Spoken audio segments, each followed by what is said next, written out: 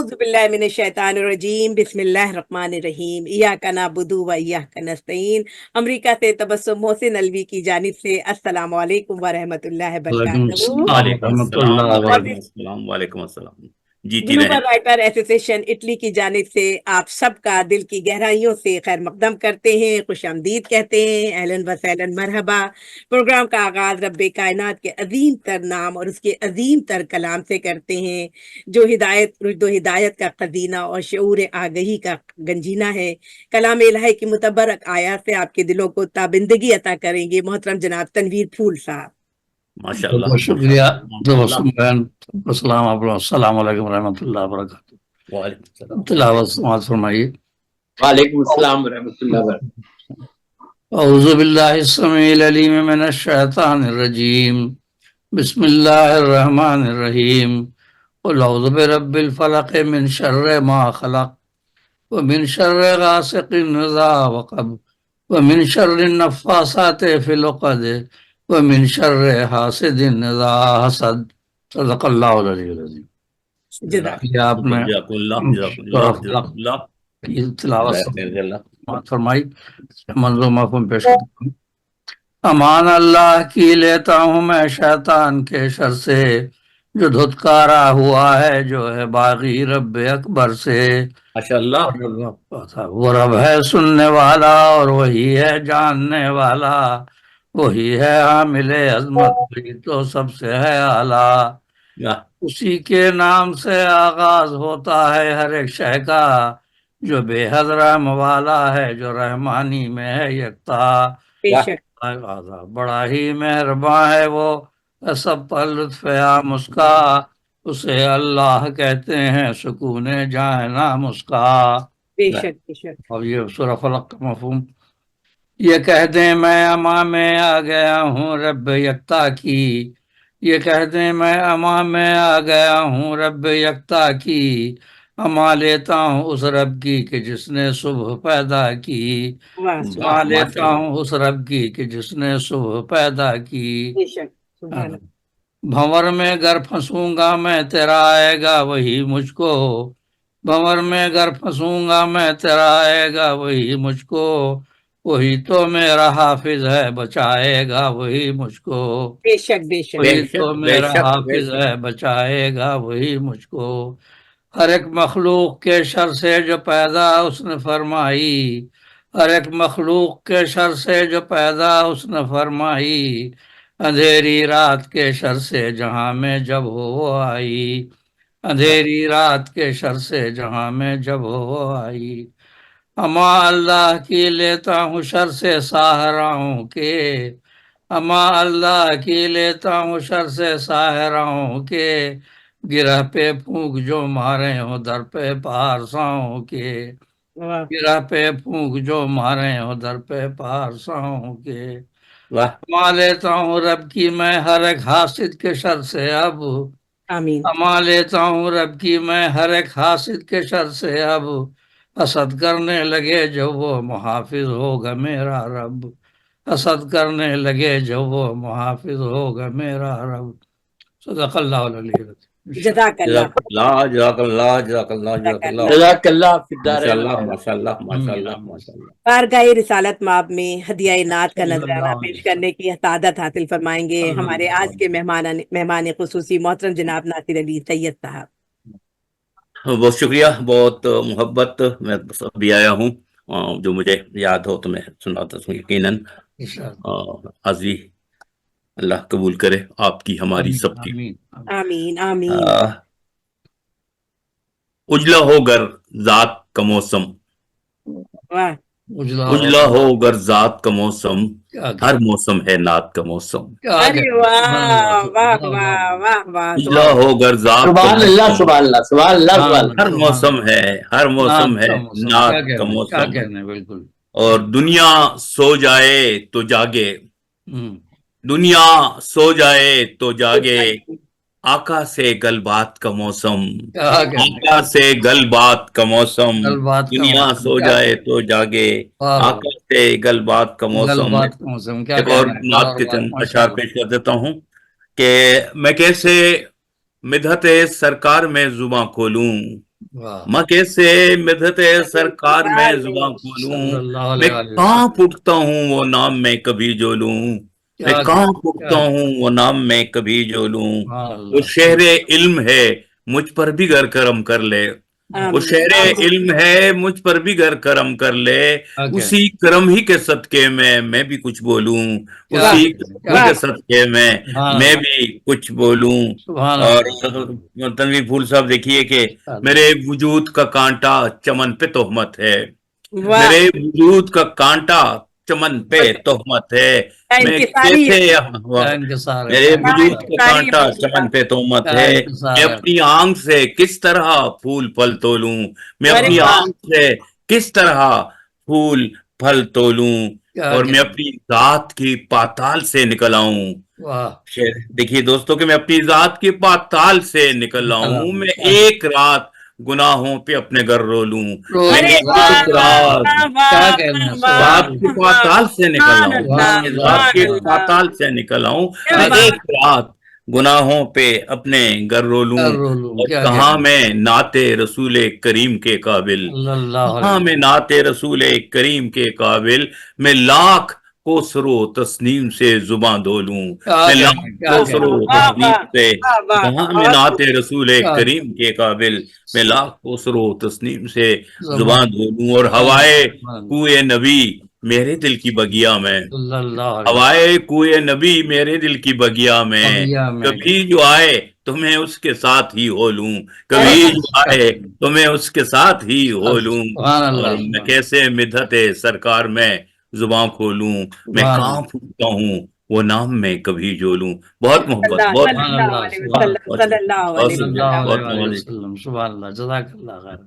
मोअज़्ज़िज़ सामीन, जैसा मैं आप जानते हैं कि हमारे ग्लोबल राइटर एसोसिएशन इटली की जानिब से ये खूबसूरत महफिल सजाई गई है। हमारे मेहमान खुसूसी हैं मोहतरम जनाब इज़्ज़त माब, मोहतरम जनाब नासिर अली सैयद साहब। वो एक ऐसी हसास शख्सियत है जिनकी बेशकीमत खिदमात दुनिया उर्दू अदब का कीमती सरमाया है। आप बुलंद पाया अदीब और शायर, नामवर अफसाना निगार, कालम निगार, शोहरत याफ्ता ड्रामा नवीस और निदामतकारी में भी कमाल रखने वाली शख्सियतें हैं और बेहतरीन दानिश्वर। बैनुल अक़वामी शोहरत याफ्ता नासिर अली सैयद साहब का ताल्लुक पिशावर कोड़ा खटक खानदान से है। आपकी कई किताबें मंजर आम पर धूम मचा रही हैं। आपकी खुश अखलाकी और शगुफ्ता मिजाजी इज्जो इंकिसारी आपको दूसरे अहले कलम से मुमताज रखती है। आप जैसी कदावर शख्सियत की मोहब्बतें, शफकतें, निगहदारियां हम सब के लिए, खासतौर पे हमारे लिए काबिल फख्र भी हैं और जो हमारे अंदर खुद एतमादी का बाइस बन जाती हैं। हम इस बैनुल अक़वामी शोहरत याफ्ता शख्सियतों की यकीनन खुद नवीश तो जरूर पढ़ते रहते हैं और अक्सर ही पढ़ते हैं, लेकिन हमारा ये प्रोग्राम इस नौयत का एक अछूता प्रोग्राम है जिसमें हम के दास्ताने जिंदगी सुनते वो पढ़ते नहीं बल्कि उनकी जबानी खुद सुनते हैं। माशाअल्लाह। तो नासिर अली सैयद साहब खुद अपनी जात में अंजुमन है, अपने कामों में अर्जुमंद है। उनके दरखेज दहन की दरखेजी क्या क्या कारनामे अंजाम देती है, आइए खुद उनकी जबानी हम सुनेंगे। मोहतरम नासिर अली सैयद साहब एक जगह फरमाते हैं कि अजब गहरी उदासी है मगर पहलू में उसके खुशबुओं, रंगों की और सरशारियों की, सरमस्तियों की हुक्मरानी है। अजब एक रौनक़े बाजार है, हंगामा है, हंगामा है, हंगामा भी ऐसे कि अपनी बात समात के हवाले करने को हर एक तरसता है। तो आइए हम आप उनकी तरसती हुई कैफियत से उनको निकालते हैं, उनसे ऐसे सवालात करते हैं जो वो आपकी किताब जो यकीनन उनकी तरसती हुई कैफियत से उनको निकालेगी और हम उनको सुनेंगे। आपकी नासिर अली सैयद साहब, बहुत ही अदब और एहतराम से हम आपकी किताब जीस की पहले सफ़े को खोलते हैं।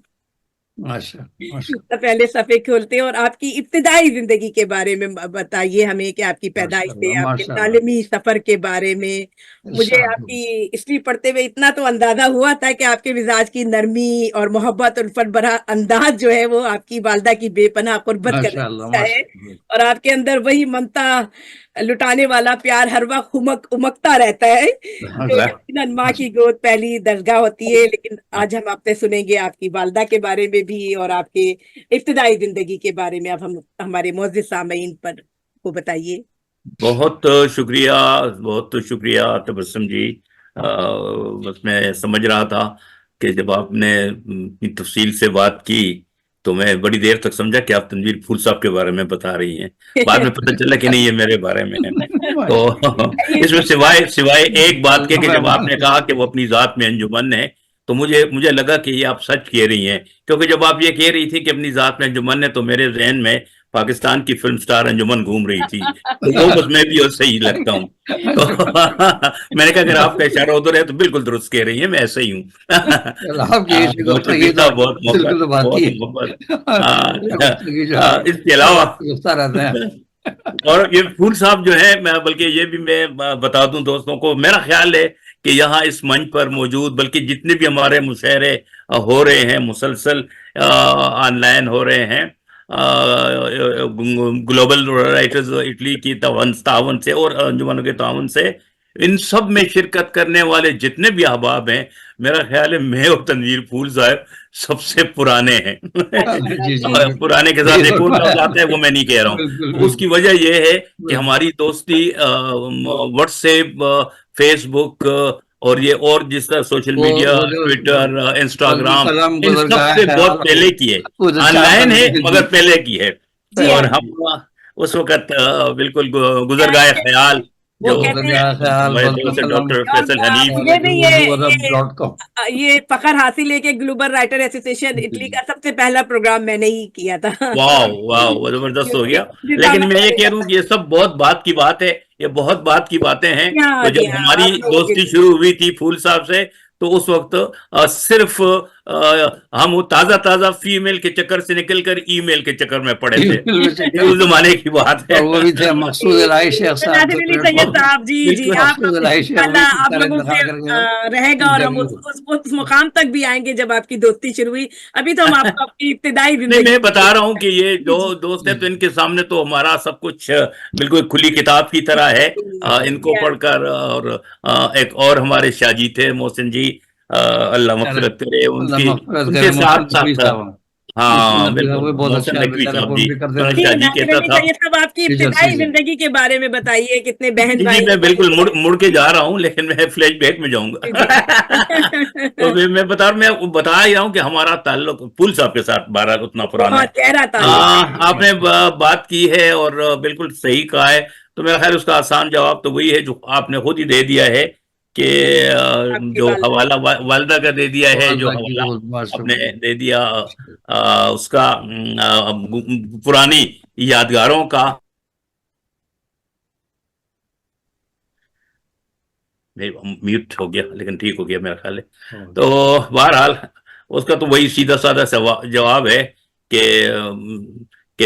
میں اپنی ماں کی بہت ہی قریب رہتا تھا. سو بچپنے سے محبت مزاج میرا ہے. اور یہ جو آپ نے ممتا والی بات کی تو اس کی تائید میں تو خیر کیا کر سکوں گا. میری بیگم رفت نے ایک آرٹیکل ایک دفعہ پڑھا تھا تو اکثر لوگ مجھے اس سے چھیڑتے بھی ہیں لیکن بہرحال مجھے اچھا لگا تھا. تو ایک لائن اس میں یہ تھی کہ ناصر کی جو اپنے بچوں کے لیے محبت ہے یا دوستی ان سے جو ہے تو وہ تو اپنی جگہ پہ ہے، لیکن بچوں کی ذرا سی پریشانی کے وقت جب میں ان کی حالت دیکھتا ہوں تو یہ قطعاً ایک باپ کی نہیں ایک ماں کی پریشانی ہوتی ہے. تو میں سمجھتا ہوں کہ ایسا ہی ہے. دوست مجھے کہتے ہیں اس سے اندازہ ہوتا ہے کہ آپ کی گھر میں کیا پوزیشن ہے، لیکن بہرحال یہ تو ایک الگ کہانی ہے. میں واپس آتا ہوں آپ کے سوال کی طرف اور مختصر لفظوں میں بتاؤں کہ میرا تعلق اکوڑا خٹک سے ہے. جو خوشحال خان خٹک جو بہت بڑا شاعر اور بہت بڑا وارئر اس کا گاؤں ہے اور اس کے دادا نے یہ بات کیا ہوا تھا. ہر چند ہم چونکہ سید فیملی ہیں تو بخارا سے وہاں مائگریٹ ہوئے تھے، لیکن اکوڑا خٹک میری جنم بھومی ہے. اور ظاہر مادری زبان میری پشتو ہے، وہ پشتو کا علاقہ ہے. اور میں یہ سب کچھ جو میں کر رہا ہوں پتہ نہیں کس حد تک میں کر پایا ہوں. تو اس کا پس منظر صرف یہی ہے کہ میرے والد گرامی آغا جی سید دلاور شاہ مرحوم مغفور جو ہیں، وہ ہمارا ایک حجرہ تھا جہاں پورے محلے اور ارد گرد کے لوگ آ کر بیٹھا کرتے تھے. تو وہ چونکہ پشتو زبان کے، فارسی زبان کے، عربی کے، اردو کے عالم تھے، تو وہ وہاں بیٹھ کے بات چیت کرتے تھے. تو مجھے جو چیز سب سے اچھی لگتی تھی، مجھے سمجھ تو نہیں آتی کہ وہ کیا کہہ رہے ہیں، لیکن مجھے یہ ضرور پتا تھا کہ سب لوگ انہیں سن رہے ہیں. وہ مجھے بہت اچھا لگتا تھا. میں کہتا تھا یہ زبردست بات ہے، ایک آدمی بول رہا ہے، روزانہ بولتا ہے، اور سب لوگ آتے ہیں صرف انہیں سننے کے لیے کہ آغا جی کو سننے جا رہے ہیں. تو وہ ہمیں اجازت نہیں تھی، ہمارا ماحول ایسا تھا، بچپن ہمارا جس ماحول میں گزرا ہے کہ ہمیں حجرے میں بیٹھنے کی، بڑوں میں بیٹھنے کی اجازت نہیں تھی. تو میں کھڑکی، حجرے کی کھڑکی تھی، اس کے نیچے چپ کر کے بیٹھ کے میں اپنے والد صاحب کو سنا کرتا تھا. سمجھ تو اب بھی نہیں آتی ان کی باتوں کی، لیکن مجھے اچھا لگتا تھا. اور گھر آ کر پھر میں ان کی لائبریری جاتا، تو جہاں میں کتابوں کو دیکھتا تھا، اٹھاتا تھا. اب مجھے یاد نہیں، ممکن ہے چومی بھی ہوں، لیکن میں ان کے اوپر ان کا لمس محسوس کرنے کی کوشش کرتا تھا. اور میرا خیال ہے میں 4-5-6 دنوں میں تو شاید میں کسی ایک کتاب کا وہ ہجے کر کے اس کتاب کا نام پڑھ پایا ہوں. مثلا جیسے غبار خاطر میں نے اسی زمانے میں دیکھ لی تھی. تو پھر مجھے تو خیر اب سمجھ تو اب بھی اس کی نہیں آتی، لیکن اس وقت صرف میں یہ کر سکا 2-4 دنوں میں کہ ان کو ہجے جوڑ کر اور میں اس سے غبار خاطر بنا سکا، اور میں خوش تھا کہ واو میں نے یہ کتاب کا نام پڑھ لیا ہے. یہ بتائیے ناصر علی سید صاحب، یہ پشتو زبان سے اردو تک کا یہ سفر، یعنی آپ کے گھر میں تو یقیناً پشتو زبان بولی جاتی ہوگی، یہ اردو کی خوشبو نے کیسے آپ کو اپنے حصار میں؟ ہاں، یہ بھی بالکل بڑا اچھا آپ نے توجہ دلائی. ایسا ہے کہ جو ہمارا اسکول تھا، ہائی اسکول اکوڑا خٹک، وہاں تک تو میرے خواب و خیال میں بھی یہ نہیں تھا کہ کبھی اردو کی طرف اس طرح آنا ہوگا. تو اس وقت تو کتابیں بھی ہم پڑھتے تھے، لیکن والد صاحب کی اس لائبریری کی وجہ سے پھر مجھے تھوڑا سا جب شوق ہوا، تو میرا خیال ہے اپنے اسکول کا سب سے برا طالب علم تھا اپنے اس اسکول ٹیچر کی نظر میں جو کہ لائبریرین تھا، کیونکہ وہ دھوپ پہ بیٹھا ہوتا تھا اور میں اسے کہتا تھا مجھے کتاب چاہیے، تو اسے وہاں سے اٹھ کے اندر جانا پڑتا تھا. اور اسے پتا کہتے پورا کا پورا اسکول بھرا ہوا ہے، کسی کو کوئی تکلیف نہیں ہے، اور تمہیں کیا تکلیف ہے، اور کتاب لے جاتے ہو 4 دن بعد پھر کہتے اور دو اور دو. تو وہ اس زمانے میں نے شروع تو کر دیا تھا کچھ نہ کچھ پڑھنے کی حد تک، ظاہر ہے کیونکہ والد صاحب پڑھتے تھے تو فارسی سمجھ بھی نہیں آتی تھی. پھر میں جب 9th کلاس میں پہنچا تو پھر والد صاحب نے، چونکہ سائنس مسئلہ تھا سارا، تو اچھا اس پاکھنڈ سے تو جان چھوٹی، لیکن پھر ایک ہماری بہت بڑی وہاں مسجد تھی، جامع مسجد، اس میں مولوی محمد امین صاحب کے پاس انہوں نے مجھے فارسی تعلیم کے لیے بھیجا. اور وہ میں نے ابتدائی جتنی بھی کتابیں ہیں سو ان کی وجہ سے وہ فارسی تو پڑھ لی تھی. اردو میں ایسا تھا کہ میرے ایک ٹیچر تھے، سائنس ٹیچر تھے، محمد ارشاد ان کا نام ہے، اور بہت عرصہ ہوا ملاقات نہیں ہوئی، اللہ کرے حیات ہوں اور خیریت سے ہوں. انہوں نے پتہ نہیں کیا تیرے من میں سمجھ، میں ڈیبیٹ ضرور کرتا تھا. میں نے اپنا پہلا جو تقریری مقابلہ ہے وہ گورنمنٹ کالج ایبٹ آباد میں، جو میری زندگی کا پہلا سفر بھی تھا، وہاں جا کر اس وقت تیسری پوزیشن حاصل کی تھی اس میں، اس ڈیبیٹ میں، جبکہ میں کلاس 5th کا اسٹوڈنٹ تھا. اور مجھے اب بھی اس کا اپنا ٹاپک بھی یاد ہے، کار بد تو خود کرے لعنت کرے شیطان پر. اس کے اشعار بھی یاد ہے، مانی اس وقت بھی نہیں آتے تھے، خیر اب بھی نہیں آتے، لیکن وہ مجھے شعر سارے یاد تھے. تو وہ اقبال کے جتنے شعر یا فارسی کے جتنے شعر تھے وہ سب اس اساتذہ نے کسی نے تقریر لکھ دی تھی، اور میں اسے طوطے کی طرح رٹ کر چلا گیا تھا. تو وہ میرے بڑے بھائی بھی چونکہ ڈیبیٹر رہ چکے تھے اور اسکول کے لیے بہت انعامات وہ جیت چکے تھے، تو انہوں نے کچھ تھوڑی بہت میری تربیت کی.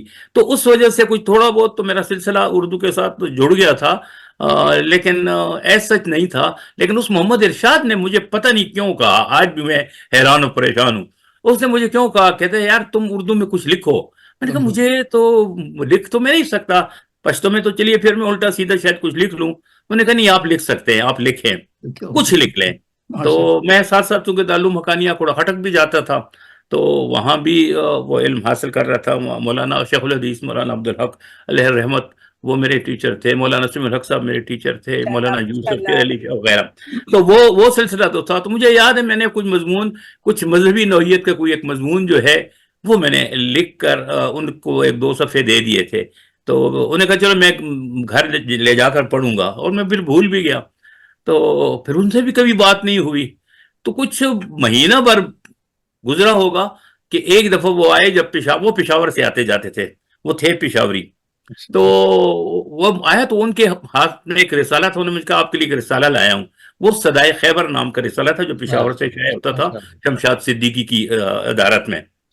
وہ انہوں نے مجھے یہ آپ کے لیے گفٹ ہے. میں نے کہا جی تھینک یو ویری مچ. کتابیں تو میں ویسے بھی پڑھتا تھا تو میں خوش ہوا, لیکن مجھے اس کو بہت حیرانی ہوئی جب میرا وہ مضمون اس میں شائع ہوا تھا. ہاں میں بڑا حیران. پھر اس نے مجھے ایک تحریک دی, پھر میں نے کچھ اور لکھے. پھر میں ناصر علی سید صاحب آپ کی کیا عمر ہوگی جو آپ نے پہلا؟ یہ میں 9th کلاس میں تھا, 13-14 اور کیا. لیکن پھر پھول صاحب ایک دلچسپ واقعہ اس دوران ہوتا ہے کہ میں نے پھر میٹرک کے بعد میں گورنمنٹ کالج نوشیرہ میں نے داخلہ لے لیا. تو ان دنوں میں نے ایک کالم نما سا لکھا تھا, اسی صدائے خیبر میں شائع ہوا تھا, اور میں فرسٹ ایئر کا اسٹوڈنٹ تھا. یہ ذہن میں رہے کہ اب میں مطلب ابھی گیا تھا, مہینہ ایک ہوا ہوگا, میں گیا تھا اور شام کے وقت ہم ذرا گاؤں سے ہٹ کے ایک ذرا سی دور جگہ تھی, وہاں کرکٹ کھیلتے تھے. تو میں بھی ذرا کرکٹ وغیرہ میں بھی دلچسپی تھی مجھے, تو میں کرکٹ کھیلنے گیا تھا. تو واپس جب ہم آ رہے تھے تو سامنے سے میرے بھائی اللہ مغفرت کرنے کی پشتو زبان کے بہت بڑے شاعر سید اعجاز بخاری, وہ آ رہے تھے سامنے سے. تو میں نے کہا اچھا شاید یہ کچھ کام ہوگا جو مجھے یہاں لینے آئے ہوں گے. لیکن جب وہ میرے قریب آئے تو میرے ہاتھ میں وکٹ تھی. وہ وکٹ انہوں نے مجھے کہا مجھے دے دیں. میں نے کہا لے لیں. تو مجھے کہنے لگا کہ تم بڑے خدائی فوجدار ہو. میں دائیں بائیں دیکھ رہا ہوں کہ یہ کیا کہہ رہے ہیں. اور اس کے بعد مجھے وہ وکٹ ابھی تک میری کمر پہ شاید اس کے نشان ہوں. تو انہوں نے مجھے مارا اور مار کے مجھے گھر لے آئے, سب بچوں کے سامنے, میرے اسٹوڈنٹ کے سامنے. مجھے انہوں نے کہا کہ میں نے کہا ہوا کیا ہے, پتہ تو چلے میں نے کیا ہے, ایسی کیا کون سی خدائی فوجداری مجھ سے سرزد ہو گئی. پتہ چلا کہ وہ جو کالم میرا شائع ہوا تھا صدائے خیبر میں اسکول چلا گیا تھا کچھ دنوں کے بعد. جب فرسٹ ایئر میں داخلہ لیا تو وہاں جا کے مجھے کچھ اسٹوڈنٹ نے بتایا کہ جی آپ لوگوں کا بیج اچھا تھا, اس کے بعد تو یہ لیبارٹری کھلی ہی نہیں ہے. اور ارشاد صاحب بھی چلے گئے, باقی کوئی ٹیچر ابھی تک آیا, وہ کچھ شکایات انہوں نے کی. مجھے سمجھ نہیں آئی, میں نے لکھ دی, وہ چھپ گیا. وہ کہیں ایجوکیشن ڈائریکٹریٹ وہ مضمون پہنچ گیا. وہاں سے انکوائری ہو گئی, ہیڈ ماسٹر صاحب مدذ اللہ پرنسپل صاحب تھے ہمارے, ان کی. انہوں نے والد صاحب کو آ کے کہا کہ جی یہ آپ کے بیٹے نے جی ہمارے خلاف شکایت کی ہے. وہ وہاں سے جی مجھے پتہ چلا کہ یار گاؤں کے اسکول, گاؤں کے سب لوگ, یہ آپ کو کس نے کہا تھا؟ میں نے کہا مجھے کیا پتا تھا. تو میں نے کہا کہ جی اب میں کیا کروں. لیکن اندر ہی اندر سے میں کہہ رہا تھا کہ یار اگر یہ آج مجھے سزا ملی ہے تو ممکن ہے کبھی اس کی جزا بھی مل جائے, کیونکہ سزا اور جزا تو لازمی ہے. تو پھر میں نے تہیہ کیا کہ لکھنا چھوڑنا نہیں ہے, کسی کو بتاؤں گا تو نہیں, مگر چھوڑا نہیں. تو سو بس میں اردو کی طرف بھی راغب ہو گیا. ڈیبیٹ پھر میں نے وہاں بھی بہت کیے, اور ایک سلسلہ بن گیا تھا. کچھ دوستی ہو گئی ہماری, کچھ وہاں تھی ایک دو اسٹوڈنٹ تھی فرسٹ ایئر ہی کی, تو ان کے ساتھ میں ڈیبیٹ کے لیے جاتا تھا. وہ اردو اسپیکنگ تھی. تو یہ بعد میں جو اب جہاں رموین یہ خبریں وغیرہ بھی انگریزی کی پڑھتی رہی. یہ سب ہماری کوئی ایجوکیشن ایک لوتا کالج تھا پورے صوبے کا, گورنمنٹ کالج نوشیرہ, جہاں کوئی ایجوکیشن تھی, کیونکہ وہاں لڑکیوں کے اسکول کالج نہیں تھا. تو بس وہ اردو ہوتے ہوتے پھر پشتو پیچھے چلی گئی اور اردو آگے آ گئی.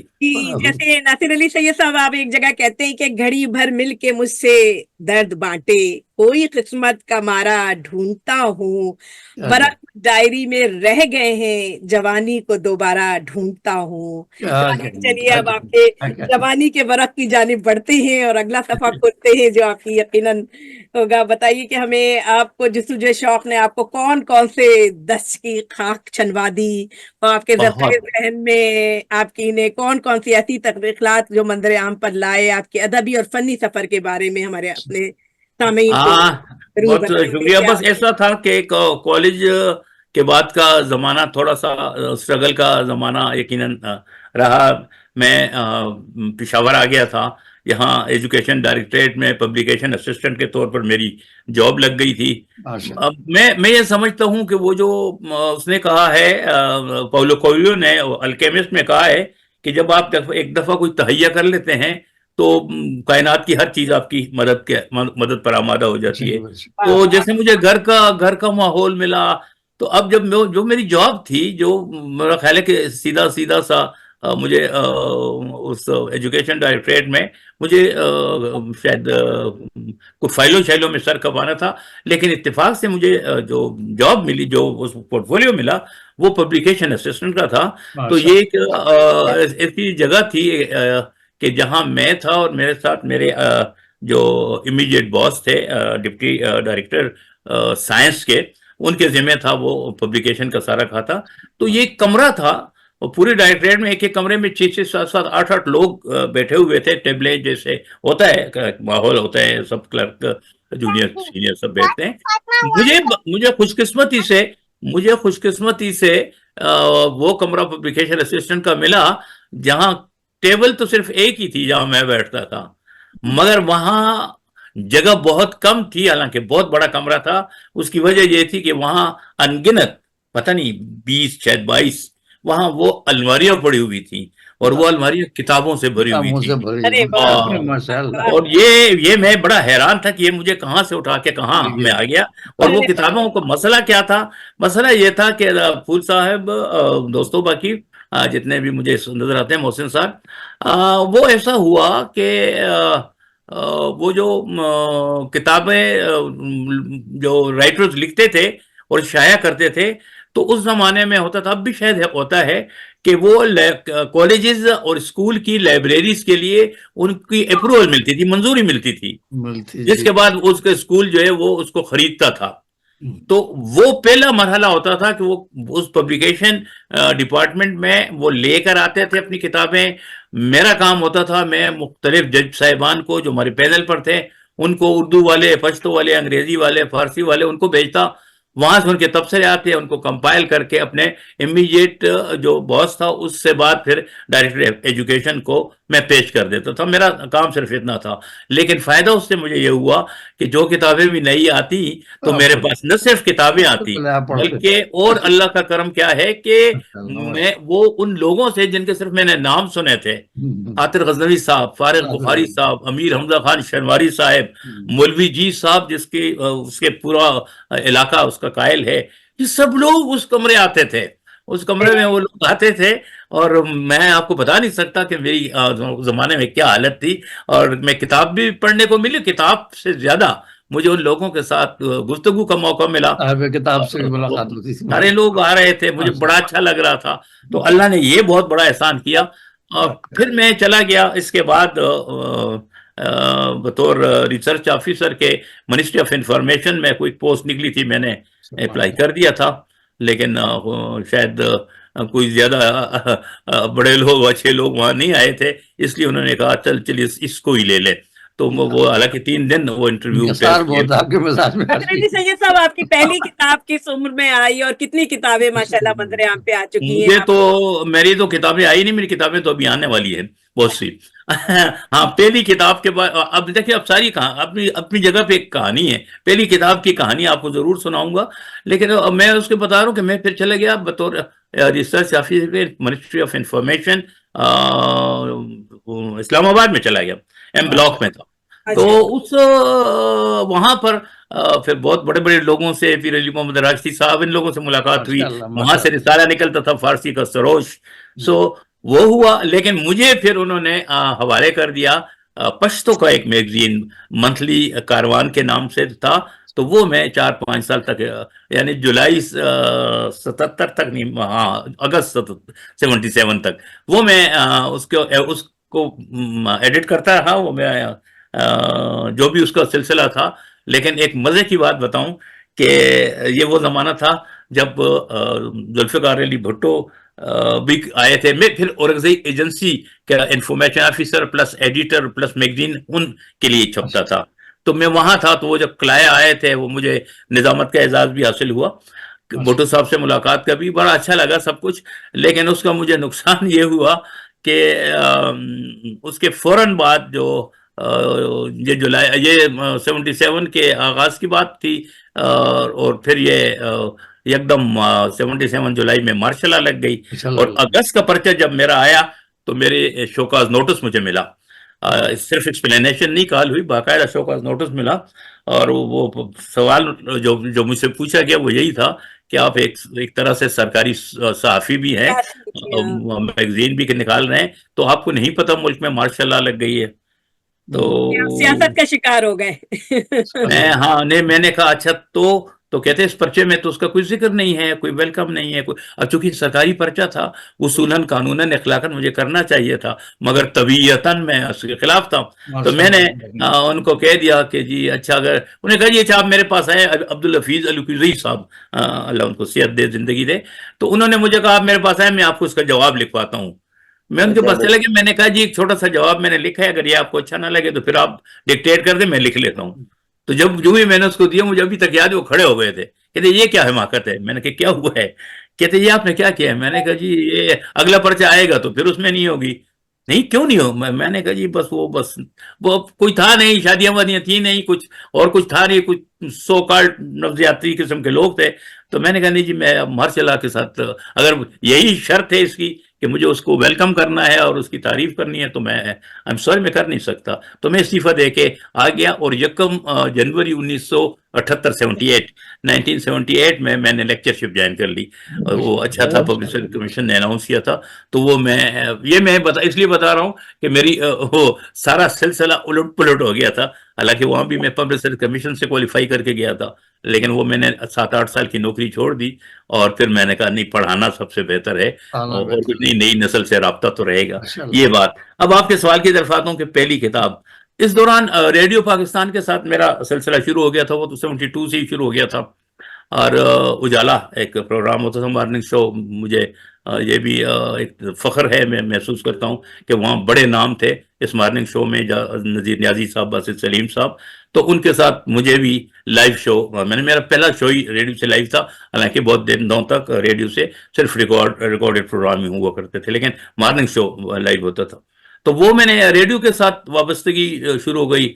تو کچھ ان بڑوں نے کچھ تھوڑی بہت تربیت کی, اور پھر میں ریڈیو کے کم و بیش ہر شعبے سے وابستہ رہا. وہ کمرشل پروگرام تھے کہ ڈرامہ تھا کہ گیت تھے کہ کچھ بھی تھا. میرے پشتو کے بہت سے, حتیٰ کہ چونکہ میں ادھر دارالو مکانیہ کوڑا خٹک سے بھی پڑھ چکا تھا, تو میں ایک زمانے تک جو مذہبی ٹاک شوز تھے وہ کرتا رہا. ان کا ماڈریٹر بھی رہا, مولوی محمد دین صاحب اور بہت بڑے نام, شیرکوٹی صاحب, ان لوگوں کو لے کر میں شو کرتا تھا. اور ادھر پھر جب ٹیلی ویژن آ گیا تو ظاہر ٹیلی ویژن میں بس مسئلہ آپ کے پھر ڈرامہ نویسی کا جو ہے, ہاں, تو ادھر اب ادھر میں نے شوز کیے, ادبی شوز کیے, ماہنامہ کیا, بزم کیا, بہت عرصے تک وہ چلتے رہے. لیکن مسئلہ یہ ہوا میرے ساتھ کہ میں اردو کے ڈرامے وہاں سے ہوتے نہیں تھے. پشتو میں بھیڑ تھی بہت زیادہ, اور بڑے نام تھے, ڈاکٹر اعظم صاحب, سعد اللہ جان برق صاحب, بہت بڑے نام تھے. تو میں نے کیا کیا کہ پھر میں نے کہا کہ اب اپنا راستہ بدلنا چاہیے. تو میں نے جو پشاور کی زبان تھی, پشاور شہر کی, یعنی ہندکو زبان, جو پشاوری, جو ہندکو بھی 2-3 ہیں, ہر جگہ پہ بولی جاتی ہے, لیکن جو پشاوری ہندکو ہے یہ مشکل ہے. تو یہ میں نے وہ سیکھنا شروع کی. میں نے کہا کہ اب مجھے اس سے راستہ نکالنا ہے. تو پھر میں نے پہلا ڈرامہ جو میرا اس کا آیا, اردو کا آیا, وہ کھلا دروازہ کے نام سے, لمحہ میں. لیکن پہلا ڈرامہ میرا پھر ہندکو کا آیا, چاں کے نام سے. اور اس ہندکو کو سیکھنے کے لیے تو ظاہر ہے مجھے پھر ایک ٹیوٹر بھی رکھنا پڑی. میں نے ایک ٹیوٹر رکھی. تو اس چونکہ چھانپ بہت زیادہ پاپولر ہوا, بہت مقبول ہوا, بہت پسند ہوا میرے لیے. اس نے ہندکو کے ڈراموں کے سلسلے شروع کر دیے.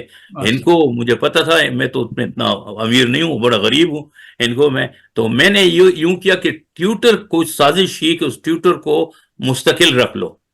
تو وہ ٹیوٹر مستقل میرے ساتھ ہے, اور اب جب بھی میں ہندکو لکھتا ہوں اس کو میں نے اپنے ساتھ رکھا ہوا ہے. اس ٹیوٹر کا نام ہے رفعت علی سید, اور وہ میں نے مستقل رکھ لی. یہ میری اسٹوڈنٹ تھی نیشنل کالج میں, اور لیکن پھر میری مجبوری تھی, مجھے تو ان کو سیکھنا تھی. تو مجھے یاد ہے کہ شوکت واسی صاحب مرحوم نے جو میرا سہرا شادی کا لکھا تھا, اس کا ایک شعر ضرور سناتا ہوں. کیجیے. وہ کہتے ہیں کہ وہ بہت خوبصورت شعر ہے, کبھی میں شیئر کر دوں گا کسی پروگرام میں. تو اس میں ایک شعر صرف شیئر کرتا ہوں. وہ کہتا ہے, نو بنو ایک سبق انس کا پڑھنا ہوگا, نو بنو ایک سبق انس کا پڑھنا ہوگا, اور بن جائے گا شاگرد پڑھانے والا. اور کیونکہ یہ سب میرے دوست میرے سب کچھ سے واقف ہیں. بہت عمدہ بہت عمدہ. چلیے اللہ تعالیٰ آپ کو ایسی رفت نصیب رہے اور جب تک آپ میں اس لیے تو لوگوں کو کہتا ہوں کہ جھکنے والوں نے کہتے ہیں رفت ہے پائی, میں نے کہا میں جھکا نہیں, رفت پا لی ہے. تو یہ ہوا. تو پہلی کتاب کے بارے میں وہ سوال پھر اب جگہ پہ موجود ہے. تو میں تو مبتلا رہا, ریڈیو, اخبار, ٹیلی ویژن, تقریبات, صبح دوپہر شام, اسلام آباد, پنڈی آرٹس کونسل, پشاور, پھر کمپیننگ اسٹیج پہ کر رہا ہوں. تو سو میرے پاس ٹک کر بیٹھنے کا تو ٹائم تھا نہیں جو کتاب کے لیے ضروری ہے. تو چیزیں میری, بلکہ میری جو شعری مجموع بھی پہلا آیا تو حسام حور اور جواد میرے اسٹوڈنٹ ہیں, انہوں نے کونے خردوں سے یہاں سے وہاں سے اٹھائی چیزیں اور اکٹھی کی اور چھاپی.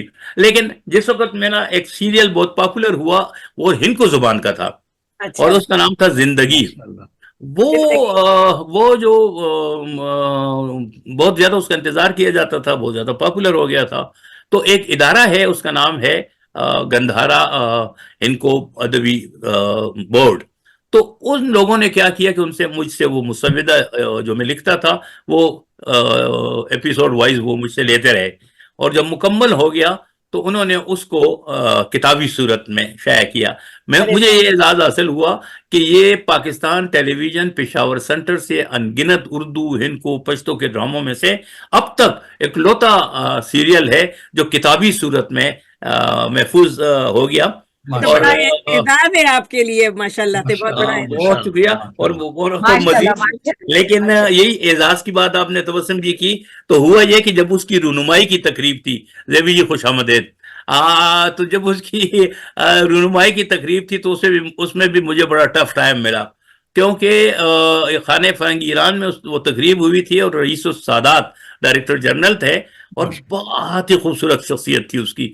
تو اس نے بہت محنت کر کے اردو سیکھنا شروع کر دی. تو اس نے کہا یار آپ سب لوگ آتے ہیں, میں فارسی میں بات کرتا ہوں, مجھے اچھا نہیں لگتا, تو میں سیکھوں گا. تو اس نے سیکھی اور اس نے اپنا جو پہلا مضمون ہے وہ اس کتاب پر لکھا.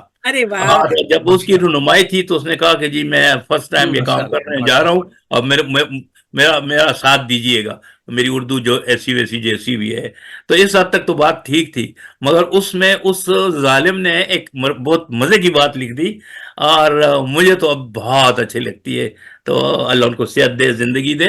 وہ تو واپس چلے گئے ایران, لیکن بہرحال انہوں نے لکھا کہ میرے لیے بڑی حیرانی کی بات یہ تھی, یہی لائن ہے جو ان کے مضمون میں شامل تھی, کہ میرے لیے بہت حیرانی کی بات یہ تھی کہ ایک ایسا شخص جس کا نام ناصر علی سید ہے, جس کی مادری زبان پشتو ہے اور جو اپنے اردو شعر اور اپنے اردو افسانے کی وجہ سے وہ پورے پاکستان میں اور باہر کی دنیا میں بھی پہچانا جاتا ہے.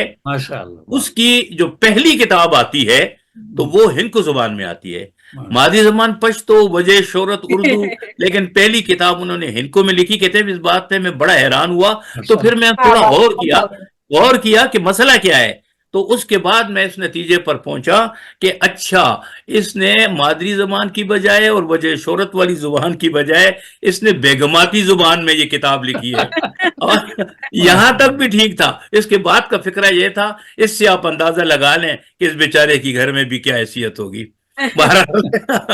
ماشاءاللہ گلہائے رنگا رنگ ہے آپ کو. ماشاءاللہ.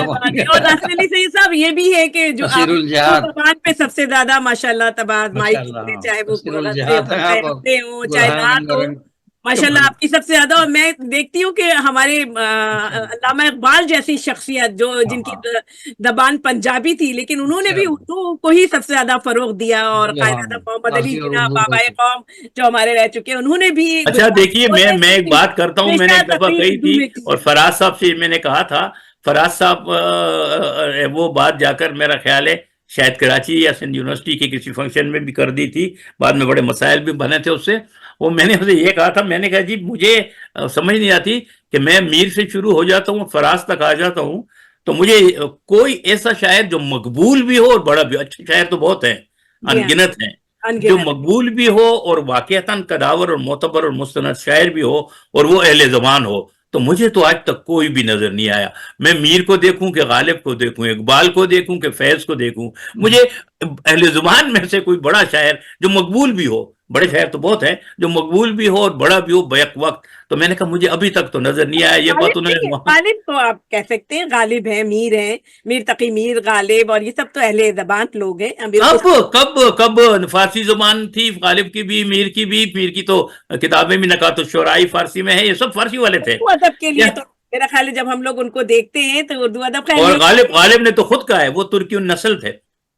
ہاں لیکن اصل میں اردو تو شروع ہوئی وہاں سے نا, لشکری زبان ہے نا, فورٹ ولیم کالج سے شروع یہ وہ بہت بعد میں ان کا سلسلہ بعد میں زبان ہے. تو اس رمانہ سلسلے میں سارے لوگ جو تھے بعد میں تو سب اردو ہی کے جو ہے وہ یہ غلط سی ڈیبیٹ, اس پہ کبھی بات کریں گے. بہت سے لوگ کہتے ہیں جوش ملی آبادی, وہ پٹھان تھے رامپور کے. لیکن ہم لوگوں کے لیے فخر کی بات یہی ہے کہ پاکستان بننے کے بعد اردو زبان ہماری مادری زبان بن گئی. بالکل, اب ہماری سب کچھ ہے. میں اساتذہ کی بات کر رہا تھا, جی بڑے شعراء کی بات.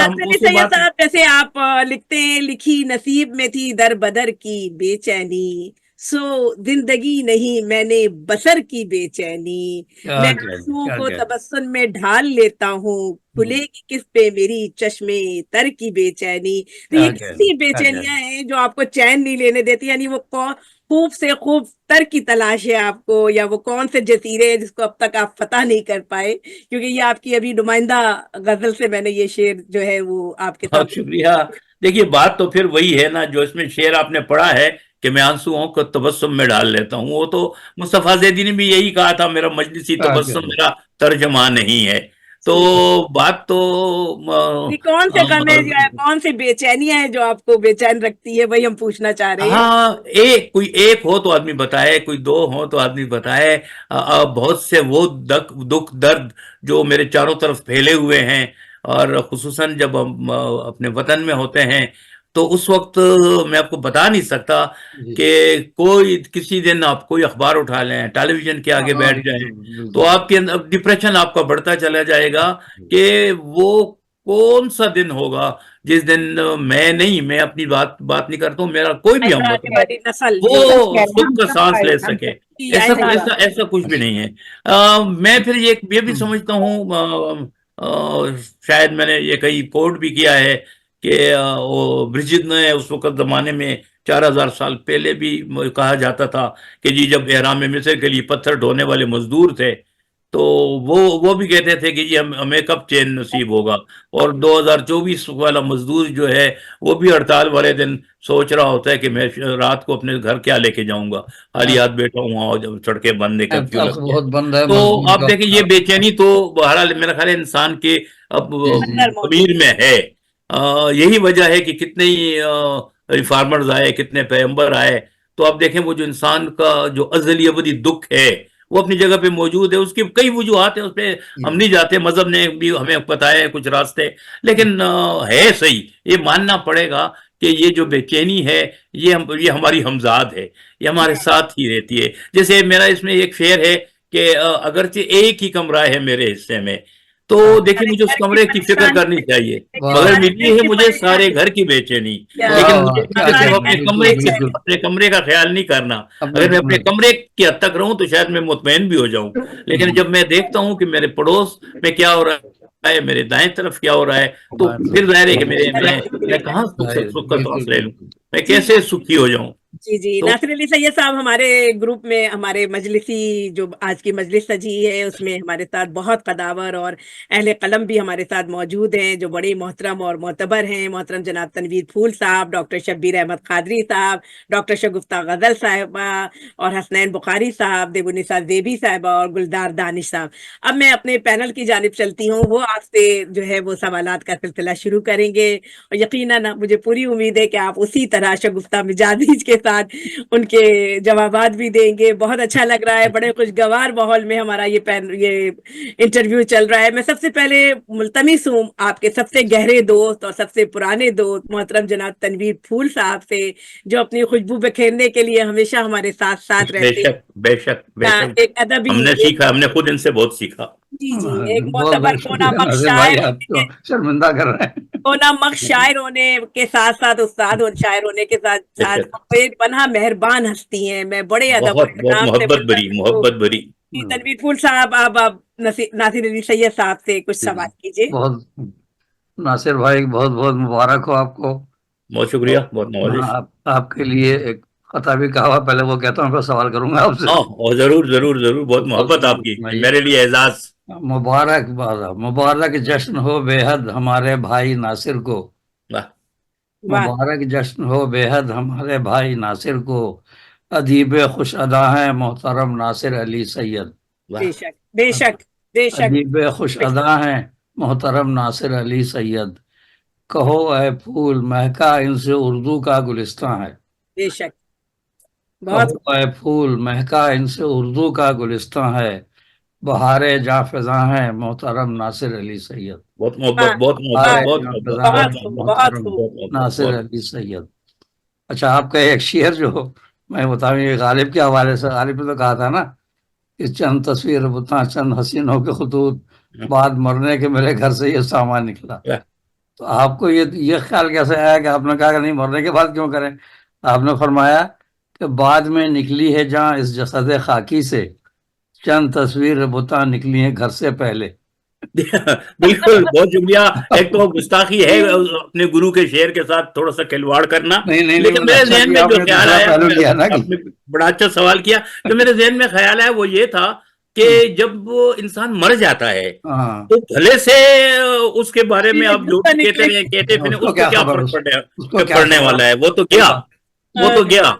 लेकिन अगर ये बदनामी, ये रसवाई उसको जिंदगी में मिले तो उसका क्या हशर होगा। इसलिए मैंने ये लिखा कि बाद में निकली है जहाँ इस जसद खाकी से चंद तस्वीरें बुता निकली है घर से पहले।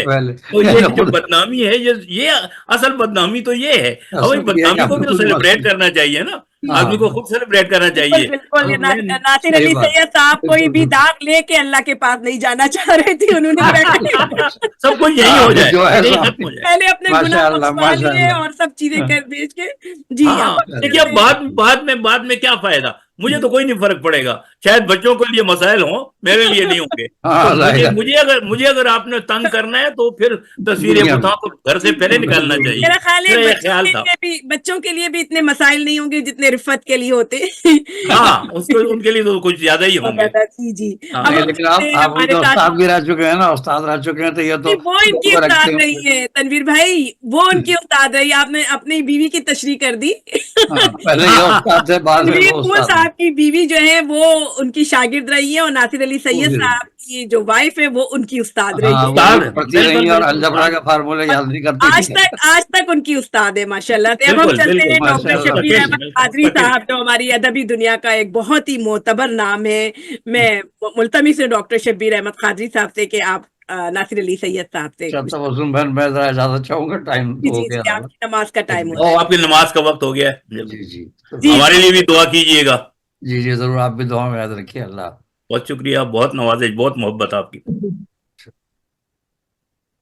जी बहुत शुक्रिया मोहतरमा तबस्सुम मोहसिन अलवी साहिबा, बड़ी खुशी की बात है आज हम शख्सियात के तारुफ और उनके एतराफ के लिए जो मजलिस बपा करते हैं उस सिलसिले की एक अच्छी कड़ी है।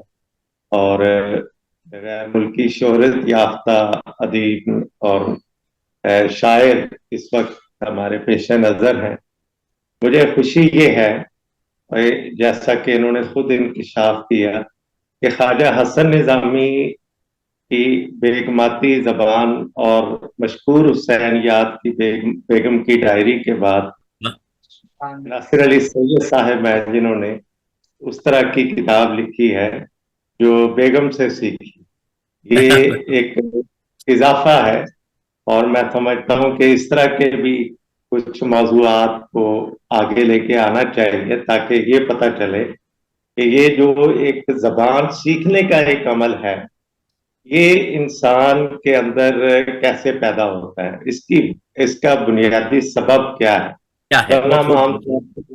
मादरी ज़बान और ज़्यादा से ज़्यादा उर्दू ज़बान, और बहुत कोशिश करके हम आध अधूरी अंग्रेजी ज़बान सीखने की कोशिश करते हैं, लेकिन दूसरी ज़बानें जो हमारे पाकिस्तान की हैं उनसे हम गफलत करते हैं। ना हमें को ना हमें बलोची जबान आती है और शायद पश्तो वालों को भी पंजाबी नहीं आती, लेकिन ये खुशी की बात है कि राब्ते की जबान हमारी सबकी एक है और उसका नाम है उर्दू। नासिर अली सैयद साहब ने जो अपना नाम कमाया, अपनी शनाख्त बनाई अदब में, वो उनकी उर्दू जबान के हवाले से। मुझे याद है कि बहुत साल गुजर गए, वो एक दफा फैसलाबाद तशरीफ लाए, कॉन्फ्रेंस थी, शायरा भी था, डॉक्टर ताहिर तौसीफ साहब हमारे सदर शोबा थे उर्दू के, तो बड़ी महफिलें उन्होंने बपा की। नासिर अली सैयद साहब वहां भी तशरीफ लाए। मुझे एजाज हासिल हुआ कि उन दिनों में इनके करीब रह के इनसे गुफ्तगू करने का, इनसे मुलाकात करने का और इनकी महबूब शख्सियत जो है उसको करीब से देखने का। तो बिलाशुबा मैं समझता हूँ कि नासिर अली सैयद साहब ने उर्दू का दामन वसी किया है, साथ साथ हिंद को जबान सीख के उसका दामन वसी किया और फिर अपनी जबान पश्तो के लिए काम किया। उसमें ज़ाहिर शायरी भी की, ड्रामे भी लिखे, नसर के और नमूने भी पेश किए, और इसके साथ साथ वो पेशावर से एक अखबार के भी इंचार्ज, उन्होंने बड़ी खिदमत की है उस हवाले से भी। तो रेडियो हो, टीवी हो, गोया बसरी मीडिया हो, या वो जो हमारा आप समझ लें समयी जरिया बात करने का है, दोनों के जरिए उन्होंने, और फिर सोशल मीडिया के जरिए भी जो एक तीसरा जाविया हमें मुहैया करता है, नासिर अली सैयद साहब के खिदमात का हमें इतराफ करना है। पहली बात तो ये। दूसरा सर से मैं ये पूछना चाहूंगा सर, ये कि आज जिस अहद में आप लिव कर रहे हैं, आपने अहमद फराज को, खातिर गजनवी मरहूम को और रजा साहिब को और बड़े लोगों को देखा करीब से, उनसे मुलाकातें भी रही, तो पेशावर के एरिए में खास तौर पे उर्दू के बड़े नाम इस वक्त कौन से हैं? बड़े से मुराद नुमाया कौन से हैं? बड़े होना और नुमाया होना दो अलग चीजें हैं। हाँ बिल्कुल बिल्कुल। एक दूर होना और एक अजमत का एक पैगंबर होना, ये दो मुख्तलिफ बातें हैं। तो मैं इस सेंस में आपसे ये सवाल पूछ रहा हूँ। जी मोहतरम नासिर अली सैयद साहब, इस जवाब के लिए आप तैयारी कर लीजिए। इतनी देर में हम मोहसिन रजी अलवी साहब जो नमाज के लिए जा रहे हैं उनके बारे में सुन लेते हैं, फिर आपका जवाब लेते हैं। कोई बात नहीं। मैं नासिर भाई की खिदमत में अपने 4 मिसरे पेश कर रहा हूँ कि हर शख्स को मिलता नहीं दुनिया में खजाना, वो लायक तशहीर तो बनता है फसाना। एक मैं कि मेरे नाम से वाकिफ नहीं दुनिया, एक तू कि तेरे नाम पे मरता है जमाना। अरे मोहब्बत, अरे बहुत मोहब्बत, बहुत मोहब्बत, बहुत शुक्रिया। मैं नमाज के लिए जा रहा हूँ। बहुत अच्छा, बहुत अच्छा है। एक जमाना है जो मरता है नासिर अली, सारी बात कह दी आपने। यकीनन हम सब नासिर अली सैयद साहब की एक कहना चाहिए मोहब्बत भरी शख्सियत के दीवाने हैं, और जब जिस महफिल में आ जाते हैं माशाल्लाह अपनी शगुफ्ता मिजाजी से, अपनी इनकिसारी से जो है वो सबका दिल मोह लेने वाली हर दिल अजीज शख्सियत है। जी हम चलते हैं डॉक्टर शब्बीर अहमद कादरी साहब से, जिन्होंने बड़ा खूबसूरत सवाल आपसे किया है। नासिर अली सैयद साहब उसका जवाब देंगे। जी बिल्कुल। उन्होंने जिन हमारे बुजुर्ग जो हमारे मोहसिन भी थे और जिनकी उंगली पकड़कर और जिनके ज़ेर साया हमने अपने सदबी सफर का आगाज भी किया था। मैं तो चूंकि गांव में पला बड़ा, तो पेशावर में देर से आया। ये 70 की दहाई का आगाज था जब मैं पेशावर आया। तो मैंने जैसे कहा कि एक तो मुझे उस पब्लिकेशन की सीट की वजह से कुछ लोगों के साथ मुझे उनके करीब बैठने का एजाज हासिल हुआ, वहाँ वो आते थे बातचीत का। लेकिन ज्यादा बड़ा हवाला फिर हमारे अदबी महफिल का था। मैं उस जमाने में हल्का अरबाज़ोक पेशावर की नशिस्तें तो होती होंगी, लेकिन हमें इल्म नहीं था। एक दिन अखबार में पढ़कर मैं वहां चला गया था। तो वो पहला दिन था जिस दिन मैं बहुत सी शख्सियात से मिला था, जिनमें अपने मोहसिन एहसान साहब भी थे, भी अपने मुर्तज़ा अख्तर जाफरी साहब भी थे, ताज सईद सेक्रेटरी थे उन दिनों, फ़कीर हुसैन साहब जनरल सेक्रेटरी थे। ये सब बड़े नाम हैं यहाँ के उर्दू अदब के हवाले से बात कर रहा हूँ। اور زیتون بانو بظاہر تو پشتو افسانے کا بڑا نام ہے، لیکن ان کے اتنی ٹرانسلیشنز ہوئی اور خود بھی انہوں نے تبازات اردو بھی افسانے لکھے. سو وہ سارے حوالے بھی تھے. اور ان کے امیڈیٹ بعد مشتاق شباب صاحب اور پھر سجاد بابر، غلام محمد قاصد، یہ وہ ایک کہکشاں تھی جو اس وقت چمک رہی تھی پشاور کے، دبستان پشاور کے آسمان پر. تو مجھے ان سب سے ملنے کا اتفاق ہوا. مجھے بہت بہت بہت اب بھی خوشی ہوتی ہے یہ کہتے ہوئے کہ انگنت، ایک دو نہیں، 20 نہیں، 50 بلکہ انگنت میں کہوں کہ تقریبات ایسی رہیں کہ میں نے فارغ بخاری صاحب کو اپنے بائک پر بٹھا کر تقریب میں لے گیا اور واپس لایا، رضا صاحب کو لے کر گیا واپس لایا. اور ظاہر ہے ان کی محبتیں میں نے بہت سمیٹیں. اور ان کے گھر میں بھی ہم جاتے تھے تو بہت ہی محبت کے ساتھ پیش آتے تھے. بلکہ ایک ایسا زمانہ بھی تھا کہ ایک دفعہ میں ان کے گھر گیا تو انہوں نے مجھے کہا کہ اچھا اس طرح ہے کہ کل سے آپ نے میرے گھر نہیں آنا. میں نے کہا کہ جی یہ سب کیا مجھ سے قصور ہوا کہ میں کہتے نہیں، وہ آپ بڑے پیار سے، وہ ہندکو زبان ان کی تھی، وہ بولتے تھے تو کہتے گلے ذرا سمجھنے دی کوشش کر. میں نے کہا اچھا میں کوشش کرتا ہوں کہ سمجھوں کہ کیا ہے، لیکن میں پھر بتاؤں گا. میں نے کہا اچھا. تو پھر میں نہیں گیا کچھ دن. تو پھر ایک دن ایک تقریب میں ملاقات ہوئی. میں نے کہا جی میں تو ترس گیا ہوں آپ کی صحبت کو، وہاں مل بیٹھنے کو، یہ آپ نے کیا کیا. تو پتہ چلا کہ ان دنوں کچھ خفیہ کے لوگ ان کے پیچھے پڑ گئے تھے. تو اس نے کہا کہ آپ نوجوان ہیں اور مجھے اچھا نہیں لگے گا کیونکہ یہاں آتے جاتے دیکھ کر آپ کے لیے مسائل پیدا ہوں گے. میں حیران تھا. میں نے بزرگ کتنا خیال رکھتے تھے، کہتے ایسا نہ ہو کہ آپ کے لیے کوئی مسئلہ بن جائے. تو اس لیے میں منع کر رہا تھا سب دوستوں کو کہ اب میرے گھر آنا جانا.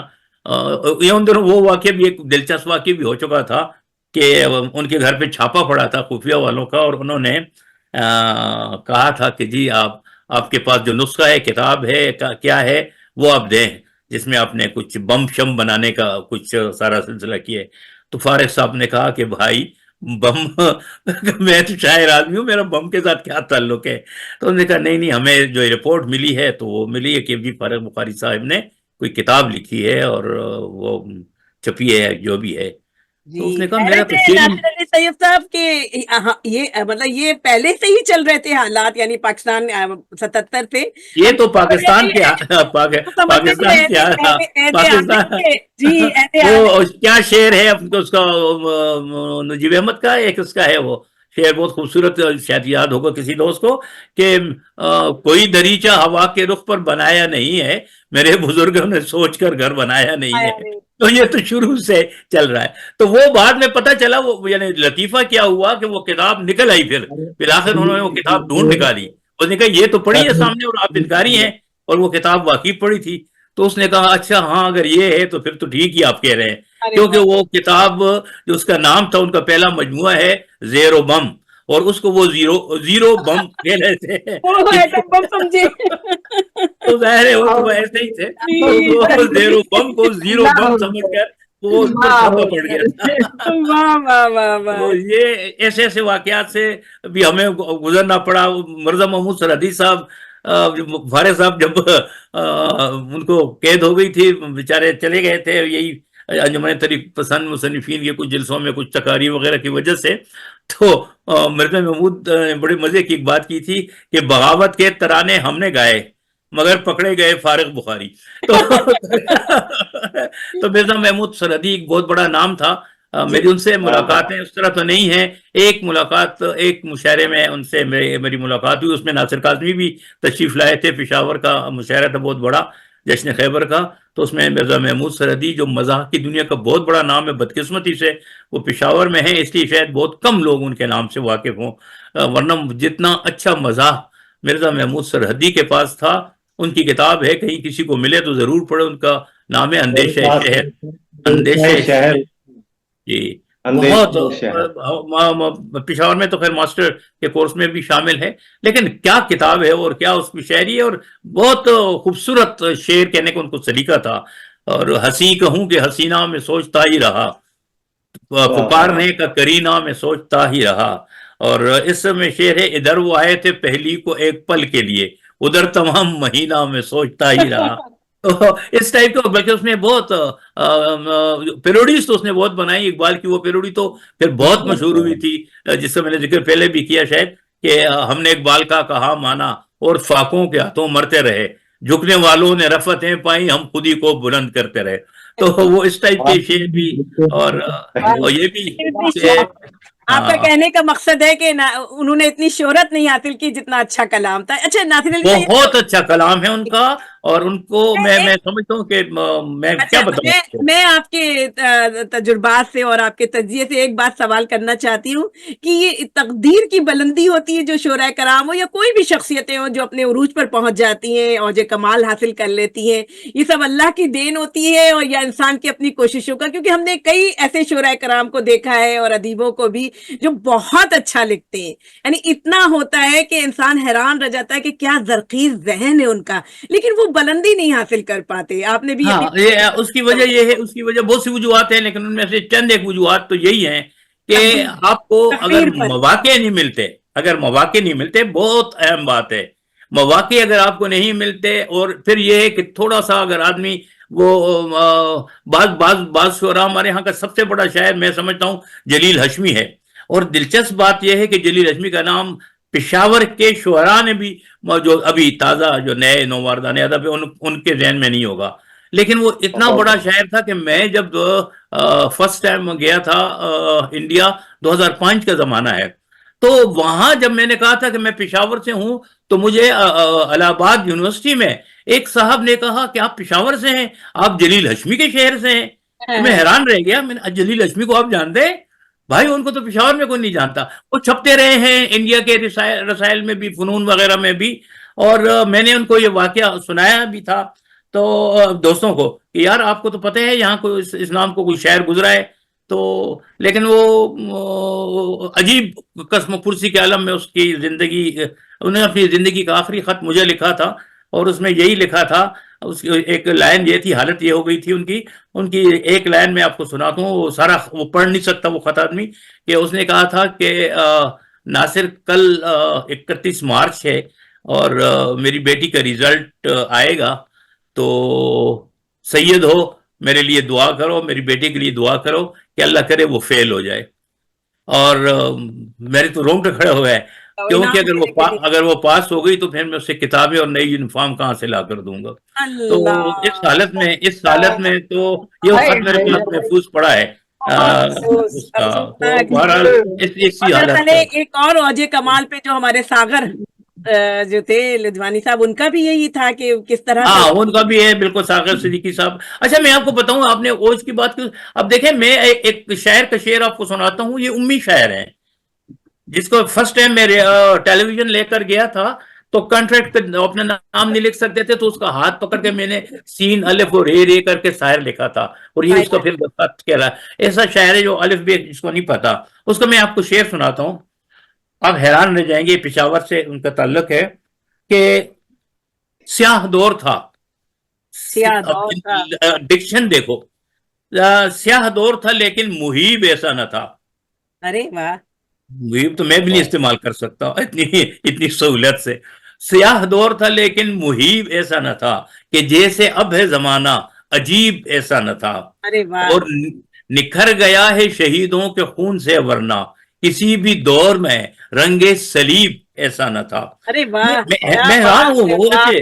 और उसका ये शेर देखें कि हर एक चेहरे पे देखूं गुलाब सा चेहरा, ये जरा उसकी सोच, उसका आइडिया हो, हर एक चेहरे पे देखूं गुलाब सा चेहरा, हुआ नहीं है मगर दिल में है कि हो जाए, हुआ नहीं है मगर दिल में है। और एक शेर इनका मैं जरूर सुनाऊंगा, मुझे सलाम के अनगिनत शेर बहुत खूबसूरत हैं, बहुत अच्छे लगते हैं, सारे अच्छे लगते हैं, लेकिन एक तो हसन निसार का वो शेर कि मेरा हुसैन अभी करबला नहीं पहुंचा, मैं हुर हूं और अभी लश्कर यजीद में हूं, वो बहुत मुझे अच्छा लगता था। और एक शेर मुझे शायर मुस्तफाई का अच्छा लगता है, हैरान कुन शेर है। दोस्तों देखिए, कादी साहब आप बतौर खास देखिए कि एक उम्मी शायर ये शेर कह रहा है कि सरे हुसैन है नेज़े पे काफिला पीछे, वो मंजर देखें शामिया गरीबा का, सरे हुसैन है नेज़े पे काफिला पीछे, ये मुख्तसर सी जुमात भी बे इमाम नहीं। ارے یہ واہ مختصر سی یا جماعت ایسا حیران کن شعر ہے، یہ مختصر سی جماعت بھی بے امام نہیں، سرے حسین ہے نیزے پہ قافلہ پیچھے، جی یہ جی مختصر سی جماعت بھی میں کہتا ہوں حیران رہ جائیں گے۔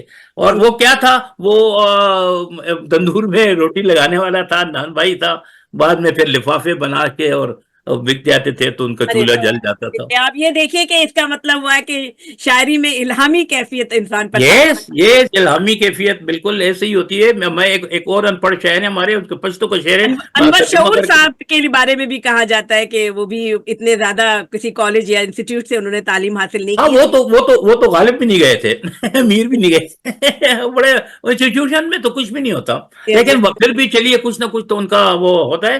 ہمارے اس کے شاعر ہیں، پشتو کے شاعر ہیں، ان پڑھ ہیں، ان کے شعر کا میں ترجمہ آپ کو کر کے دیتا ہوں، ترجمہ حالانکہ وہ پورا فلیور نہیں پہنچا سکتا لیکن کوشش کیا کرتا ہوں۔ بات ہے وہ یہ کہتا ہے کہ ایک کلندر کی نظر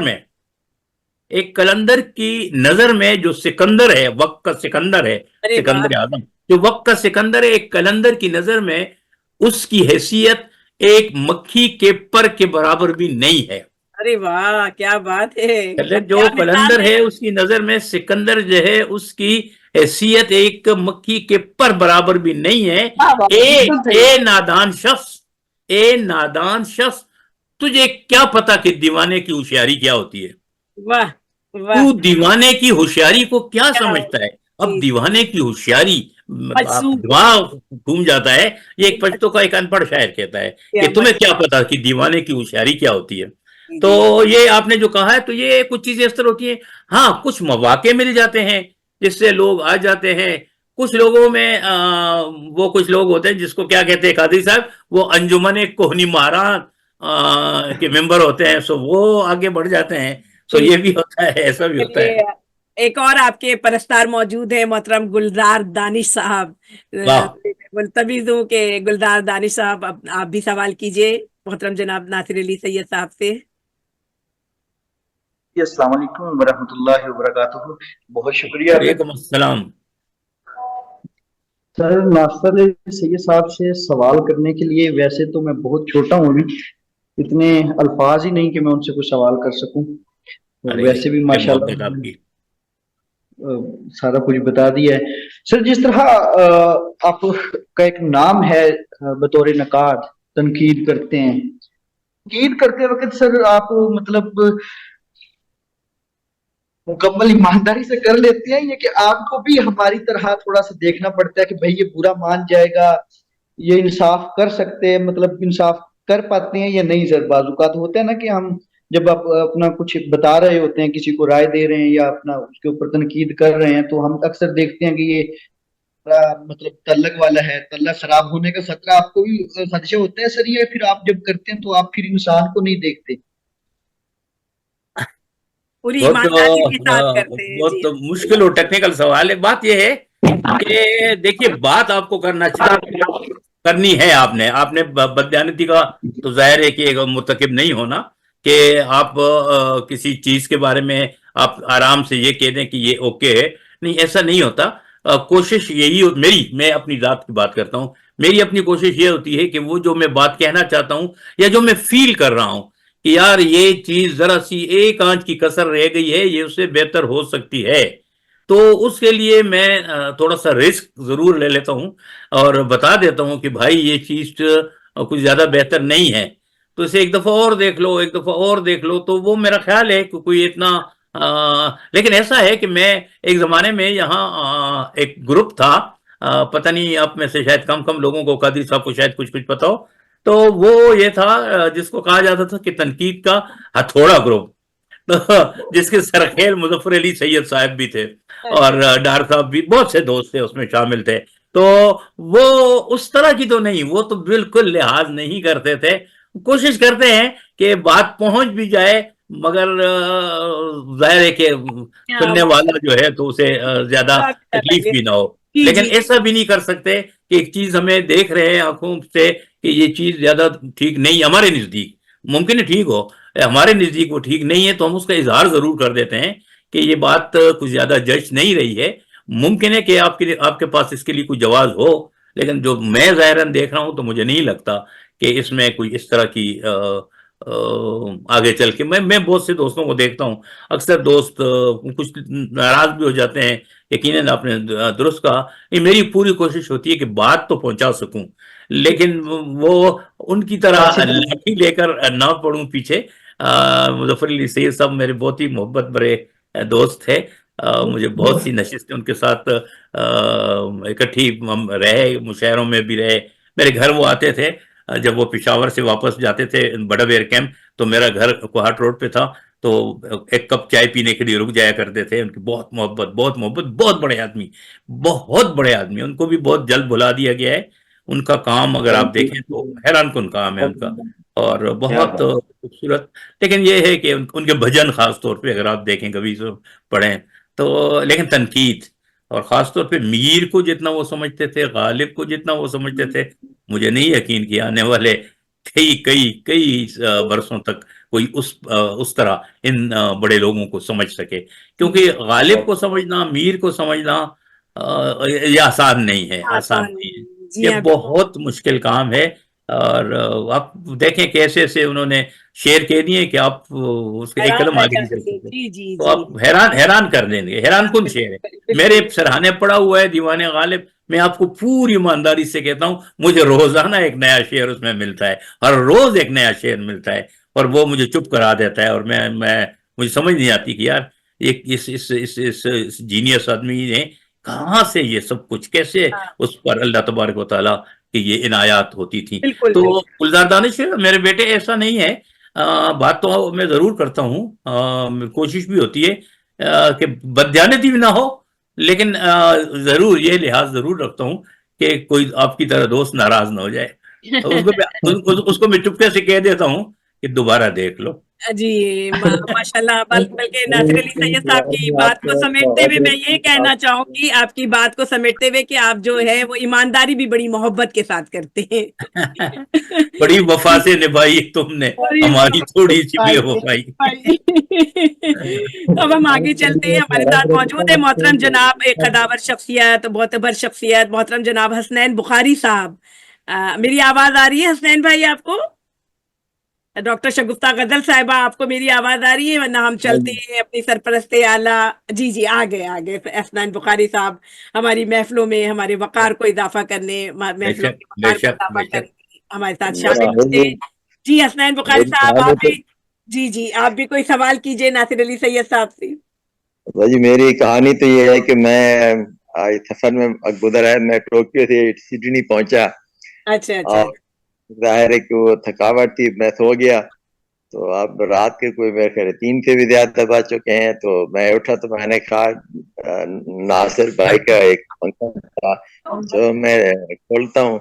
तो मैंने खोला तो ये माशाल्लाह मोहब्बत है नासिर भाई आपसे सब लोगों की। बहुत मोहब्बत, बहुत मोहब्बत, बहुत मोहब्बत, वो तो है ही सरापा मोहब्बत। जी जी तो सबसे पहले तो मैं बात पेश करता हूँ कि आपने इतनी खूबसूरत महफिल सजाई हुई है, और ये मुझे मालूम नहीं हो रहा था कि क्या कहूँ और किधर बैठूं। अब मैं कमरे में था, तो वहाँ मेरे सोने का वक्त था। तो वो मिसेज है, वो बेचारी सो रही थी, अचानक उनको भी फोन आ गया। लोगों को पता नहीं होता जहाँ क्या बज जाए। तो मैं हाँ फिर ये बड़ा बाहर आ मसला गया। है। उधर फिर मसला ये हो जाता है कि बच्चे कहीं सो रहे होते हैं। लेकिन मैंने कहा कि मोहब्बत ऐसी थी, और जो बड़ा मैग्नेट जी, है आप वो सवाल छोटे मैग्नेट्स पूछिए। को दायर खींच लेता है। वाह। तो मुझे वो एक तो अपने याद आ गए कि बड़े अफसर बहुत देखे, बड़े इंसान कम देखे, हाँ जो कांटों को भी दे दिल में जगह गुलदान कम देखे। वाह कई फरमा रवाओं ने जमाने पर हुकूमत की, दिलों को जीतने वाले मगर सुल्तान कम देखे। वाह तो वाह वाह। और नासिर सैयद साहब तो है कि दिलों को जीतने वाले यानी सुल्तान है। बेशक इनकी बेशक, मैं भी यही कहती हूँ नासिर अली सैयद साहब की मुझे सोहबत में याद जब भी आता है हम बैठते हैं कुछ ना तो कुछ। मैंने इन पर एक अच्छा खासा मजमून लिखा था। वो मुझे तो वो ज़ाहिर है मेरे पास मौजूद नहीं है, जिसमें मैंने जिक्र किया था खास तौर पर यानी वहाँ खुशहाल खट्टक और ये हाँ परेशान हाँ हाँ खट्टक के जितने भी अकोड़ा के लोग थे, बड़े फिर इनके साथ फराज साहब और इस तरीके से। तो उस धरती में फिर एक फर्द ने जन्म लिया जिसका नाम नासिर अली सैयद है। तो ये बड़ी बात है, यानी कि पेशावर के लिए भी, एपी के लिए भी, और पाकिस्तान के लिए भी एक बहुत बड़े फख्र की बात है बेशक कि हम बेशक नासिर अली सैयद शख्सियत को जन्म दिया उस अहद ने। تو مجھے بڑی خوشی ہوئی کہ آپ کو دیکھ کر اور زیبی صاحبہ کو دیکھ کر، اور مبارکباد ہے آپ کو بھی کہ آپ ایسے فنکشن مقرر کر رہے ہیں. اور میں نے کوئی ایک پہلو تو ہے نہیں کہ کس پہ بات کی جائے. ڈرامہ انہوں نے لکھا، غزل انہوں نے لکھی، ہندکو میں لکھی، پشتو میں لکھی، فارسی جانتے ہیں. اتنی ہمجیز شخصیت بڑے کم لوگ ہوتے ہیں. جی ہاں اور بالکل. بڑی خوشی ہو رہی تھی کہ مجھے موقع مل گیا، اور شاید اس لیے آنکھ کھل گئی کہ اسی لیے آپ کو بخاری صاحب آپ کو آپ آنا تھا اس پروگرام میں ہمارے، اس لیے آپ کی آنکھ کھلی ہے. بے شک. بہت شکریہ. آپ کی آنکھ کھل گئی، ہمارے بھاگ کھل گئے. جی ہاں جی، بہت مبارک. اب سوال تو میں کیا کروں، یہ وہ میں سارے سوالات سن رہا ہوں آپ کر رہے ہیں، اور انہوں نے کچھ اپنی شخصیت کے بارے خود ہی وہ بتایا ہے، تو جو بتا سکتے ہیں. دوسرا دن کے بارے وہ نہیں کہہ سکتا. لیکن خوشی بہت ہوئی اس بات کی کہ مجھے شرکت کا اعزاز حاصل ہو گیا، جس کا میں امکان نہیں سمجھ رہا تھا کہ آنکھ کھل جانا. اور مجھے یہ نہیں بہت وہ جو شکریہ. جی جی بخاری صاحب بہت شکریہ. آپ اس کی کا دے آواز دیا، میں فطرت نے یقیناً مجھے موقع دے دیا کہ میں نے کچھ باتیں اور آپ سے استفادہ کر دیا. بہت بہت شکریہ. آپ جاری رکھیں. بہت محبت. حسین بخاری صاحب ہمارے ساتھ موجود تھے. اب ہم آگے کی جانب چلتے ہیں. اگر ڈاکٹر شگفتہ غزل صاحبہ موجود ہیں، میری آواز سن رہی ہیں، تو ہم ان کو بھی موقع دیتے ہیں کہ وہ کوئی سوال کر لے، ورنہ پھر اپنی سرپرست اعلیٰ محترمہ زیب النساء زیبی صاحبہ ہمارے درمیان موجود ہیں. یقیناً وہ بھی ناصر علی سید صاحب سے سوال نہیں بلکہ گفتگو کرنا چاہیں گی.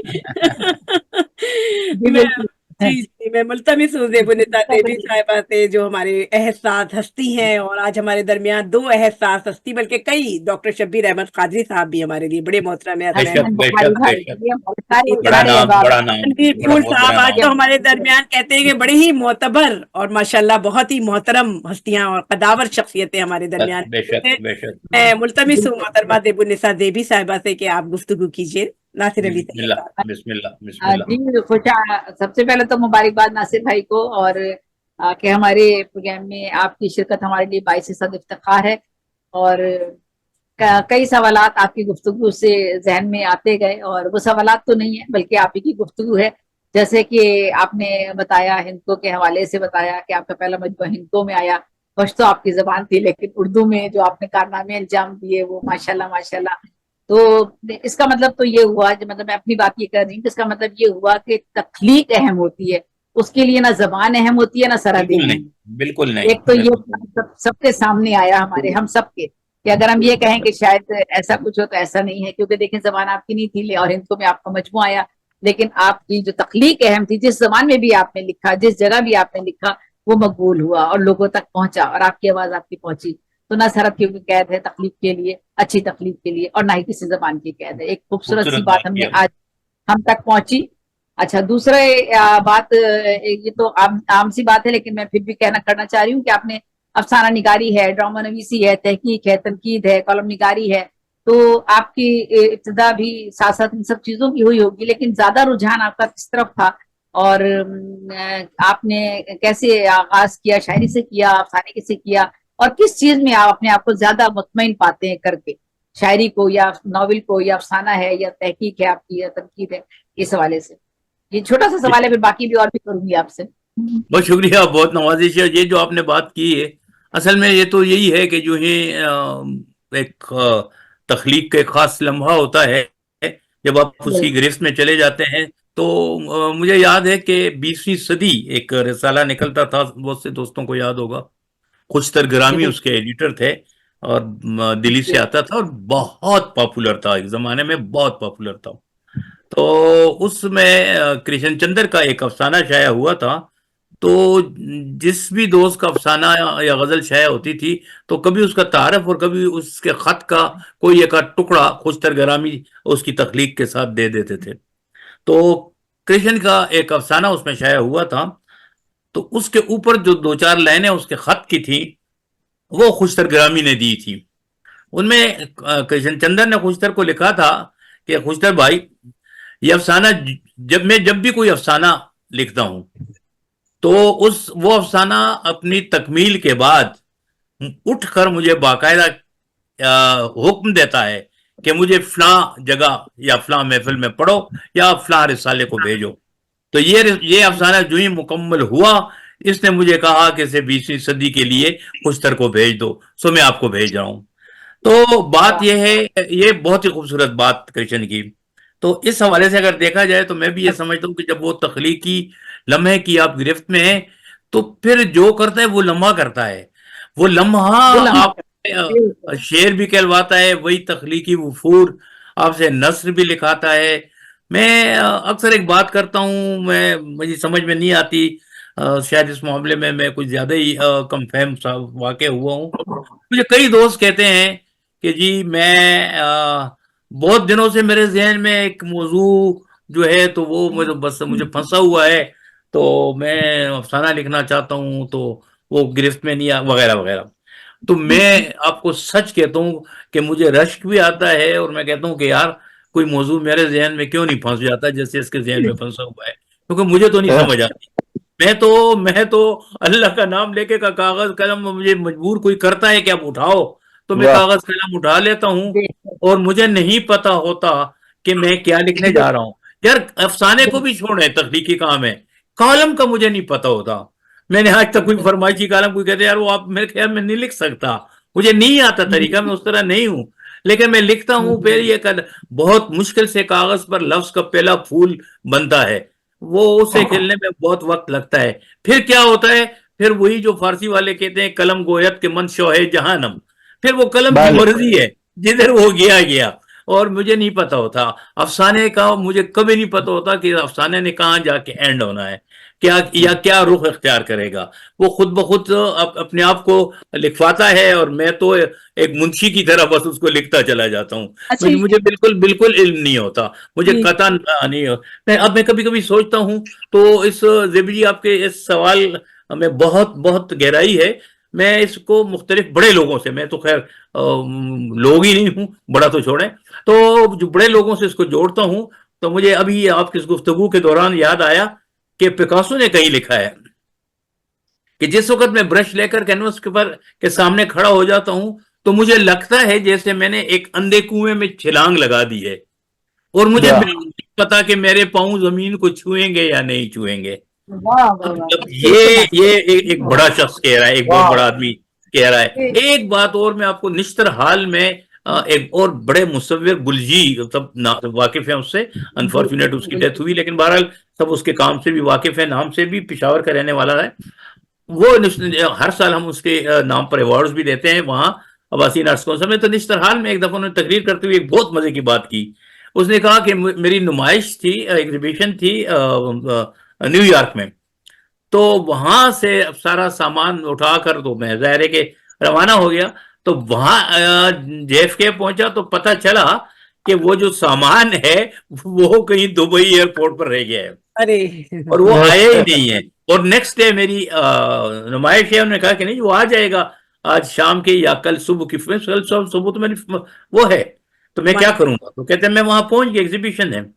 تو میں نے ان کو کہا کہ یار میرے ساتھ تو یہ ٹریجڈی ہو گئی ہے تو پھر مجھے آپ ذرا کچھ مہیا کر دیں. تو انہوں نے جو سامان مجھے مہیا کیا, میں نے کہا مجھے ایک چھوٹا سا کمرہ دے دیں اور میں کچھ کرتا ہوں. تو کہتے اس کے بعد میں نے لگا کر اور پھر کہتے ہیں میں نے سوچا سمجھا نہیں ہے, بس یوں کر کے کچھ تصویریں میں نے بنا دی ہیں کہ وہ آئے پہنچے نہ پہنچے تو یہ میں کر دوں گا. کہتے اس میں ایک بات کی تھی انتہائی معذرت کے ساتھ اگر کسی دوست کو یہ اچھی نہ لگے, لیکن باہر انہوں نے چونکہ کہا تھا بڑے آدمی نے, اس نے کہا تھا کہ یہ جو امریکن لوگ ہوتے ہیں یہ بہت بیوقوف لوگ ہوتے ہیں, یہ بہت بیوقوف ہوتے ہیں کیونکہ انہوں نے کیا کیا کہ جب میں نے کہا کہ میں بنا لوں گا تو انہوں نے کیمرے لگائے اور وہ میں ساری رات بیٹھ کے رات سے لے کر صبح تک میں تصویریں بناتا رہا اور یہ میرے ہاتھ کی تصویریں وہ ویڈیو بناتے رہے. کہتے ان بیوقوفوں کو اتنا نہیں پتا تھا کہ تصویر ہاتھ نہیں بناتا, یہ ان کو پتہ ہی نہیں تصویر ہاتھ نہیں بناتا ہے, ہاتھ تو پھر رہے میں تصویر ہاتھ نہیں بناتا, یہ ان کو علم میں نہیں تھا. یہ تو وہ یہ کہتا ہے کہ اب ان کو کیا پتا کہ تصویر کہاں ہو. میں قطع کلامی کر رہی ہوں ناصر علی سید صاحب, اس میں ایک بہت بڑی بات جو تھی مجھے علامہ اقبال کی یاد آ گئی کہ علامہ किसी जर्मन ने सवाल किया कि इकबाल तुम इतने पढ़े लिखे हो, कैसे तुम अल्लाह की जात पे तुम समझते हो ये कुरान शरीफ जो नाजिल हुआ है ये क्या वाकई है तुम्हारे रसूल हजरत मतलब हम तो प्रॉफिट ही कहेंगे कि हजरत मोहम्मद मुस्तफा सल्लल्लाहु अलैहि वसल्लम पे नाजिल हुआ है, ये कैसे मोहम्मद पे नाजिल हो गया? वो ये कहते हैं उन्होंने कैसे लिख दिया? तो अल्लामा इकबाल ने कहा कि वो तो उम्मी थे और उनपे यकीनन उन्होंने कुछ पढ़ा लिखा था, आप उनकी क्या बात करते हैं? मैं इतना पढ़ लिख के भी मेरे अंदर ऐसी कैफियत तारी हो जाती है जैसे एक समंदर में मछलियां आ रही हैं और मैं जाल में जितनी मछलियां समेट सकता हूँ वो मैं समेट के अशार कह देता हूँ, वरना ये ऐसी बात नहीं है कि इसको कोई कर सकता है, ये अल्लाह जो है वो अल्लाह रब्बुल इज्जत है, ये जहन को ये कहीं पहले से होती है। वो जो कहा गया कि जी तस्वीर तो पत्थर में होती है, मैं तो इर्द गिर्द के फालतू पत्थर हटा देता हूँ, वो निकल आती है तस्वीर, मेरा कोई कमाल इसमें नहीं है। तो असल कमाल तो कहीं और है। तो इसलिए गालिब ने कहा था आते हैं गैब से ये मज़ामीन ख्याल में, वरना हर शख्स शायर होता, हर शख्स हाँ सही बात है। ये है कि तो गैब से मज़ामीन आते हैं, बस आप, मैंने तो कहा हमारा काम तो हम तो मुंशी हैं, कह दिया कि लिखो, बस लिखना शुरू कर दिया, बस और क्या करें हम तो जेबी जी बस ऐसा ही है। इसलिए मेरे लिए गाना हो कि गजल हो कि नज्म हो या किसी भी जुबान में हो या इवन कॉलम हो, ड्रामा हो, मैं बेबस हूँ, बस हर चीज नासिर अली सैयद साहब की तरकीजी तो अभी हम उनके कसौटी के सवाल उस पे भी देख रहे हैं, माशाल्लाह माशाल्लाह। बिल्कुल जी, कुरैशपुर के जो प्रोग्राम होते थे उसी की एक तस्वीर हमें, मैंने कोशिश की है उसको दोबारा। हमारे साथ मोहतरम जनाब फारूक जिया साहब भी शामिल हो चुके हैं, मैं उनसे अल्हम्दुलिल्लाह उस्ताद आदमी है। मुझे भी थोड़ा पूछना है और थोड़ा पूछना है। सबसे पहले तो आप सबसे खसूसी तौर पे नासिर भाई से माजरत के मुझे नहीं पता ये कब शुरू हुआ, अभी अभी जेबी बहन का मुझे ना वो आया लिंक। अच्छा चलिए, तो मैंने कहा कि बस पहले बात कोई ना करो, खोल के देखो चल भी रहा है। बस आज हम लोग नासिर अली सैयद साहब गुफ्तगू जी इसलिए कोई बात नहीं, आपकी मोहब्बत आप शामिल हो गए। जी बहुत शुक्रिया। आप सवाल नहीं मैं ये नहीं कह रहा, मैं ये अर्ज कर रहा था कि मुझे नहीं पता क्या क्या बात हो चुकी है, इनसे क्या क्या सवाल हो चुके हैं, बहुत कुछ हो चुका होगा यकीनन, और इन जैसी कदावर शख्सियत ने क्या क्या अपनी जात के राज अफशा किए होंगे।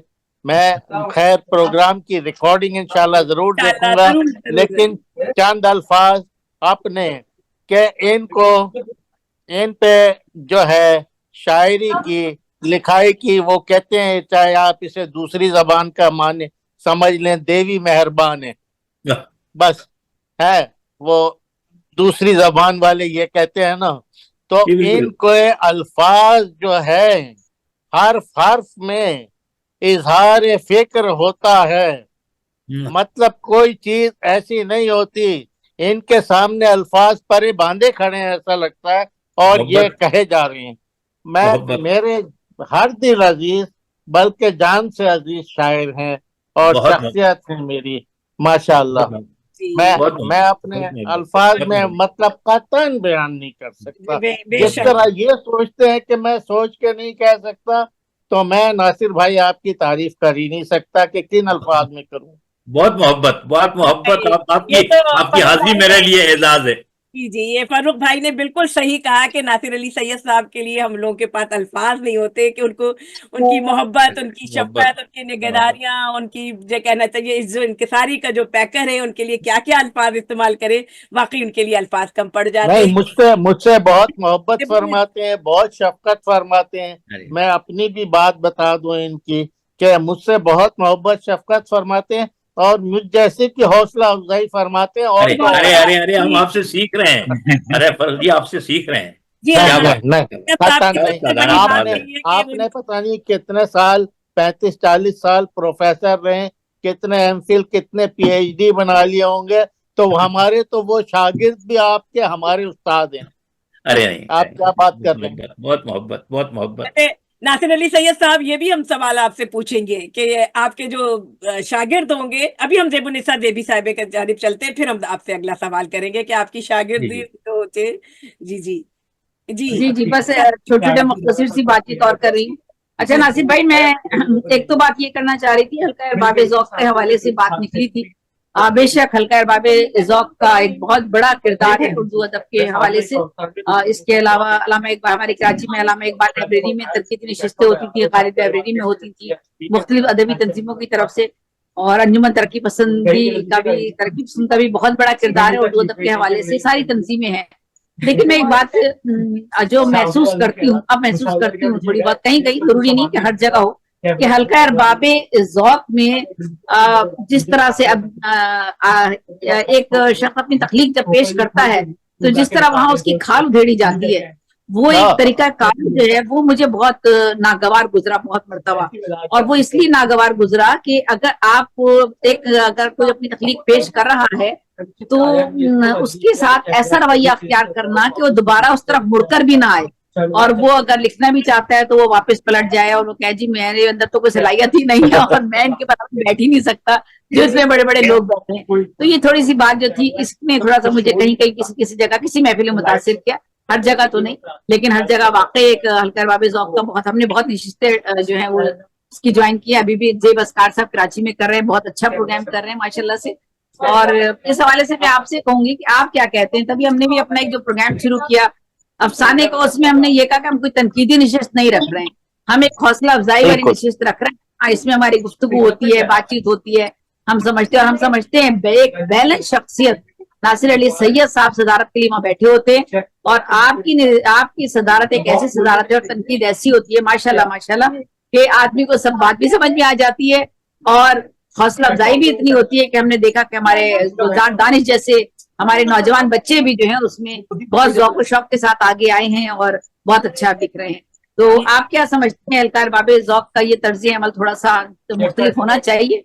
जैसे नासिर अली सैयद साहब ने कहा कि मैं हथौड़ा नहीं लेता जी, वो हथौड़े वाला, उनका हथौड़े वाला तर्ज़ अमल। जी, मैं मुस्कुरा के जो है सब कुछ कह देता हूँ, ये बड़ा फन होता है। जी जी जी, तो ऐसा ही है, ऐसा ही है। हल्का अरबाब ज़ौक़ का ये अंदाज जो है इतना हार्श तो खैर शायद कुछ जगहों पे होता हो, आमतौर पे ऐसा होता नहीं है, बहुत कम होता है।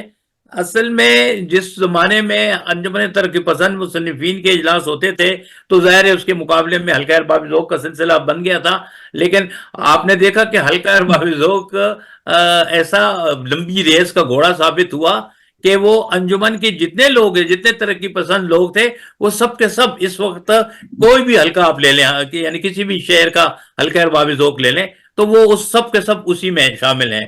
खुद मैं अगर अपनी जात की बात करूं तो मैं अंजुमन तरक्की पसंद मुसन्निफीन का सूबाई सरपरस्त आला हूं, मगर मैं हल्का अरबाब ज़ौक़ पेशावर का भी एक अदना सा रुकन हूं, तो मैं वहां भी हूं, यहाँ तो ये सिलसिला है। फिर हल्का अरबाब ज़ौक़ की तनकीदी नशिस्तें जो हैं शायद एक दो ऐसे हों, बिल्कुल पेशावर में भी एक ज़माने में कुछ दोस्त ऐसे थे। मुझे याद है कि एक नशिस्त में हमारे एक दोस्त ने अफसाना पेश किया था और उस पर तनकीद करते हुए, हमारे बहुत बड़ा नाम है फजल हुसैन समीम साहिब, अल्लाह उनको सेहत जिंदगी दे, तो उन्होंने उस पर बड़ा मुख्तसर सा तबसरा किया था और ये तबसरा करके उठ के चले भी गए थे। तो उसने कहा कि जी इस अफसाने पर तो बस यही कहा जा सकता है कि फाजिल अफसाना निगार ने मेरा और हम सब दोस्तों का बहुत वक्त जाया कर लिया है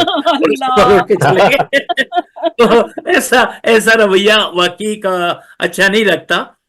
मेरा ख्याल है कि अगर कोई चीज आप तक नहीं पहुंची तो इंतजार करें, कुछ और दोस्तों तक शायद वो बात पहुंच गई हो।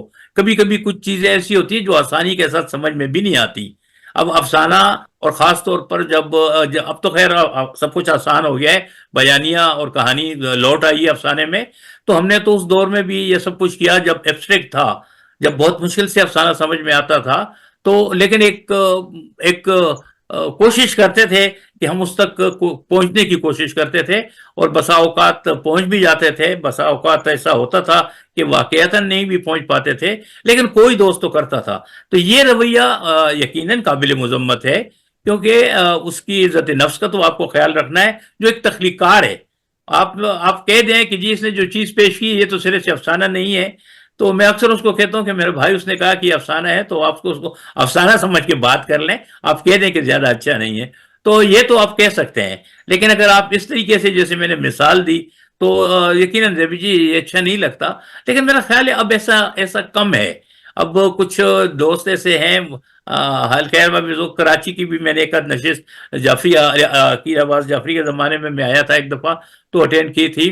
اور دوسرا مجھے یہ اعزاز حاصل ہے کہ تبسم جی آپ کے لیے بطور خاص کہ یہاں میر صاحب جوہر میر صاحب 70 کی دہائی میں ہوتے تھے اور 80 کی دہائی میں پھر 90 کی دہائی میں بھی.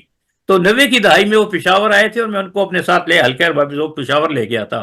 اور وہ اس حد تک اس حلقے سے متاثر ہوئے کہ اس نے مجھے کہا کہ اچھا یار یہ تو میں تو کبھی لفٹ آتا نہیں تھا اور یہ تو واقعی بڑا اچھا سلسلہ ہے. تو نہ صرف یہ کہ وہ نیو یارک واپس آ کر انہوں نے اپنے ایک افسانہ مجھے آج بھی یاد ہے مخدومی نہیں آیا بہت ہی خوبصورت افسانہ ہے ان کا. وہ بہت اچھے افسانہ نگار بہت اچھے شاعر بہت اچھے ایڈیٹر زاویہ نیو یارک سے نکالتے تھے. ڈرامہ نگار پشاور ٹیلی ویژن کا پہلا سیریل اردو کا بھی ان کا لکھا ہوا تھا ہندکو کا بھی ان کا لکھا ہوا تھا. تو انہوں نے یہاں پھر حلقہ ارباب ذوق کی بنیاد رکھی. تو میں یہ سمجھتا ہوں کہ اگر میں ان کو حلقے نہ لے کے جاتا تو شاید نیو یارک کی بنیاد نہ رکھی جاتی. تو یہاں نیو یارک کا حلقہ اس زمانے والا جو اب تو خیر ایک اور حلقہ بھی بن گیا ہے جس کو رجسٹر کروا لیا ہے. سعید نقوی صاحب فرق کامران جی یہ سب ہمارے دوست ہیں محبت کرنے والے دوست ہیں سب ان کا ہے. پھر نیو جرسی میں عارف افضال عثمانی نے ایک حلقہ بنایا حلقہ ارباب ذوق اور مجھے یہ اعزاز حاصل ہے کہ اس کا افتتاح میں نے کیا افتتاحی اجلاس میں. اور اس طرح پھر ایک اور نیو جرسی کا حلقہ بنا عامر بیگ کا اور ہمارے ایک اور دوست ہیں ان دونوں نے ملایا. سو اس کا بھی مجھے اعزاز حاصل ہوا انہوں نے میرا انتظار کیا نیو یارک آنے کا. اور پھر اب ایک اور حلقہ بنا ڈاکٹر عامر بیگ کا حلقہ ارباب ذوق پسکاڈوے. سو وہ بھی ظاہر ہے کہ اس کی پہلے اجلاس کی صدارت کا اعزاز بھی مجھے حاصل ہوا. تو میں نے یہ حلقہ ارباب ذوق کے جتنے بھی پلیٹ فارم ہیں الحمدللہ کے سب میں اس طریقے سے شرکت کی ہے اور کوشش کی ہے کہ اس پیٹرن پہ اسے چلاؤں جس طرح ہم پشاور کا چلاتے ہیں. اپنی جگہ پہ اگر آپ کو ایک چیز نہیں پسند تو اس کو ایک خاص حد تک جا کر آپ اس کی نشاندہی تو کر سکتے ہیں لیکن ظاہر ہے آپ تنقید نہیں کر سکتے. وہ تنقید ہے آپ نے کسی کے خلاف تو بات کرنی نہیں ہے کہہ دینا ہے کہ بھئی یہ بات مجھے اپیل نہیں کر رہی یا اس میں کچھ نشاندہی آپ نے کرنی ہے. تو میرا خیال ہے ایسا کچھ نہیں. مجھے تو یاد نہیں کہ کبھی حلقہ ارباب ذوق سے کوئی اس حد تک بدزن ہوا ہو کہ وہ دوبارہ آیا نہ ہو. ایسا نہیں ہے دوست اب بھی تک آ رہے ہیں اس زمانے کے. میں تو سب ماشاءاللہ بڑے بڑے لوگ نامور لوگ وابستہ رہے ہیں. منشا یاد صاحب کا نام بالکل انہوں نے بالکل دوست ہمارے بہت اچھے دوست جی ہاں بالکل منشا یاد یہاں اسلام آباد میں بھی رہے اسلام آباد میں منشا یاد صاحب اسلام آباد میں رہے. ان کی کتاب کا نام تھا شاید فرضی آپ کو یاد ہوگا بند مٹھی میں جگنو. میں نے انہیں کہا تھا میں نے کہا منشا جی معافی چاہتا ہوں میں نے کہا میں نے آج تک کھلی مٹھی تو دیکھی نہیں ہے تو یہ بند مٹھی کیا ہوتا ہے. تو یہ ہم گپ میں ایسی باتیں کر جاتے تھے وہ مائنڈ نہیں کرتے تھے. میں نے اسے کہا آپ نے کہا بند مٹھی میں جگنو تو مجھے تو سمجھ آتی ہے کہ مٹھی تو ہوتی ہی بند ہے کھل جائے تو ہاتھ ہو جائے گا. تو میں نے کہا باریکیوں کو بہت سمجھنا بھی مشکل ہوتا ہے ناصر علی سید. میں نے کہا کہ شاید آپ اس کو اس طرح کہ میں کہتا میں نے کہا یہ کتاب میری ہوتی تو میں اس کا نام رکھتا مٹھی میں بند جگنو تو پھر ٹھیک تھا. میں ملتمس ہوں سرور سمدانی صاحب سے جو ہماری ادبی دنیا کا ایک معتبر نام ہے کہ آپ کوئی سوال پوچھنا چاہیں تو پھر انشاءاللہ ہم اجازت چاہیں گے. شکریہ تبسم. سب سے پہلے تو میں معافی چاہتا ہوں آج ملتان کا موسم خراب ہے. 7 گھنٹے بعد لائٹ آئی تھی طوفانی بارش ہوتی رہی ہے سارا دن. 7 گھنٹے بعد میں تھوڑا فون چارج کیا تو پھر لائٹ چلی گئی. اب میں اس وقت یہ 7-8% پہ ہے نا گفتگو کر رہا ہوں شاید میں اپنا جواب بھی نہ سن پاؤں. ناصر بھائی کا جو ہے نا شمار وہ اساتذہ میں ہوتا ہے اور جب یہ کسی مشاعرے میں بیٹھے ہوتے ہیں نا تو ایک تو میں مروب ہو جاتا ہوں کچھ ڈر جاتا ہوں پتہ نہیں کیا کر جاؤں. اور دوسری بات یہ ہے کہ ہم ان سے سیکھ رہے ہوتے ہیں ان کا کلام سن کے ہم سیکھ رہے ہوتے ہیں اور ہمارے لیے یہ بہت ہی باعث رحمت ہیں. اور میں ناصر بھائی سے ایک سوال کرنا چاہوں گا کہ ناصر بھائی میں تقریباً 10-12 سال کی عمر سے مشاعرے اٹینڈ کر رہا ہوں. میرے گھر میں مشاعروں کی فضا تھی. میں 10-12 سال سے مشاعرے اٹینڈ میں نے کرنے شروع کیے گھر میں ہوتے تھے. میں تمام اساتذہ کو سنا ہے ملتان میں پاکستان میں تمام اساتذہ کو سنا ہے. میں نے ایک فقدان دیکھا ہے کہ جب بھی وہ شاعر مشاعرے میں گئے تو انہوں نے پرانا کلام جو ان کا ایک ہی ازبر ہے انہیں وہی سنایا, نیا تازہ کلام نہیں سنایا. ان سے پوچھا تازہ کلام تو نہیں سنایا, کہتے ہیں یار نئے مشاعرے میں نیا کلام کیسے سنائیں نہ ہٹ ہو تو.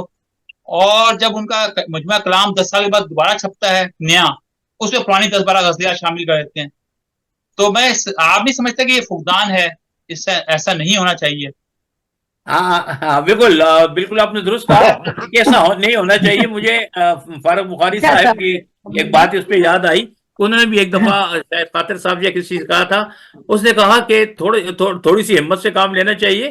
آپ نے شعر کہا ہوا ہے تو وہ اچھا ہی ہوگا, ضروری نہیں کہ جو غزل آپ کی مقبول ہو گئی ہے تو آپ اسی کو سنائیں, ضروری نہیں.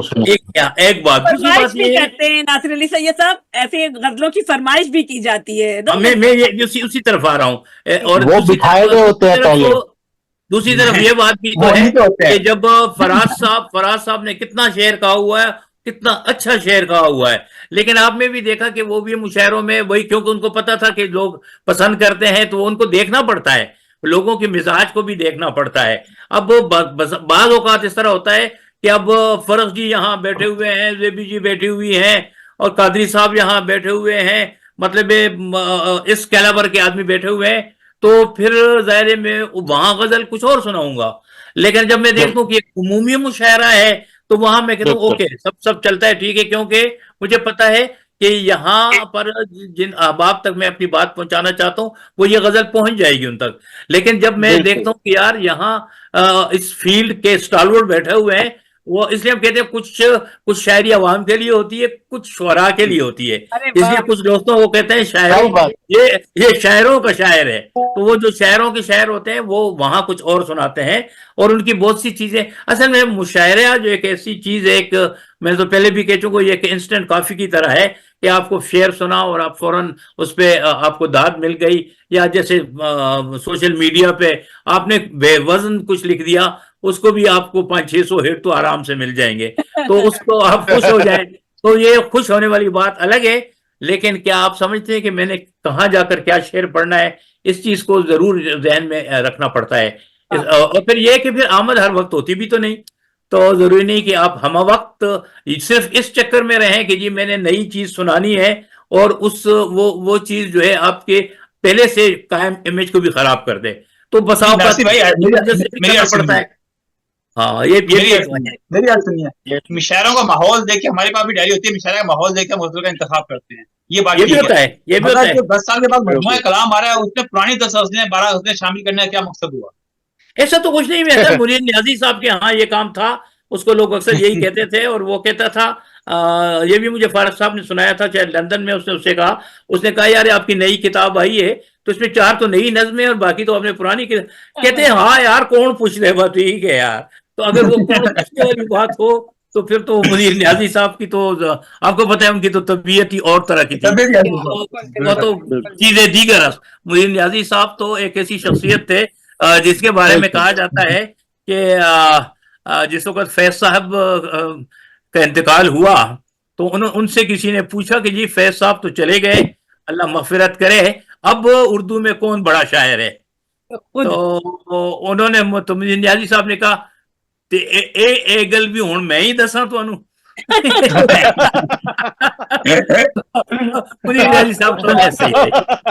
اور اس میں ایک اور بڑی دلچسپ بات کروں انہی کے حوالے سے, منو بھائی نے قلم کانفرنس میں ایک دفعہ اپنے مضمون میں کہا تھا, جس وقت وہ پنجاب کے گورنر تھے صادق صاحب, وہ بہت ہی قریشی, صادق قریشی یا کیا پورا نام ان کا, بہت ہی درویش تھے. انہوں نے ایک کالونی شعراء کرام کے لیے مختص کرنے کی تھی, کوئی زمین کا ٹکڑا وغیرہ جو بھی تھا, تو ان سب کو بلایا تھا اور بتایا تھا. تو ساتھ ہی کہتے ہیں انہوں نے گورنر صاحب نے یہ کہا کہ یہ دیکھیں کہ بس مجھے ایک بات آپ سے صرف انتہائی اس سے معذرت سے عرض کرنی ہے کہ ہر آدمی کو آپ لکھ کے نہ دے دیں کہ جی یہ شاعر ہے اور جینون شاعر ہے نا. تو اس لیے کوئی جو جینون شاعر ہے ان کو ہم ضرور دیں گے, آپ لوگ ان کو ریکمینڈ کریں. تو اس میں منیر نیازی صاحب بھی تھے, سب تھے. اور منو بھائی کہتے ہیں میں بھی بیٹھا ہوا تھا, تو کہتا ہے کہ جب انہوں نے کہا کہ صرف جینون لوگوں کو دیا جائے گا تو کہتے ہیں منیر نیازی اٹھ کر کھڑے ہو گئے اور انہوں نے کہا کہ گورنر صاحب میرا خیال ہے مجھے یہ تجویز آپ کی پسند نہیں آئی, اور مجھے یہ بات بالکل بھی اچھی نہیں لگتی کہ صرف جینون شعراء کو آپ یہ جگہ دیں گے. کہتے ہم سب بھی بڑے پریشان کہ یار وہ غلط بات تو نہیں کر رہا. اور پھر یہ منیر نیازی صاحب تو اپنی طبیعت کے آدمی تھے, یہ کیسے کھڑے ہو کر کیا کہہ رہے ہیں. سب نے کہا کہ آپ کیا کہتے نہیں یار یہ جینون والی شرط ہٹا دیں. سب شاعر جو ہیں تو اس میں جو بھی شاعر ہے بس وہ آئے, وہ جینون کی شرط ہٹا دیں. کہ کیوں؟ کہتے یار آپ دیکھیں اتنی بڑی زمین وہ دے رہے ہیں, اور کتنا عجیب لگے گا اور کتنا برا لگے گا کہ اتنی بڑی زمین میں ایک میرا گھر ہوگا.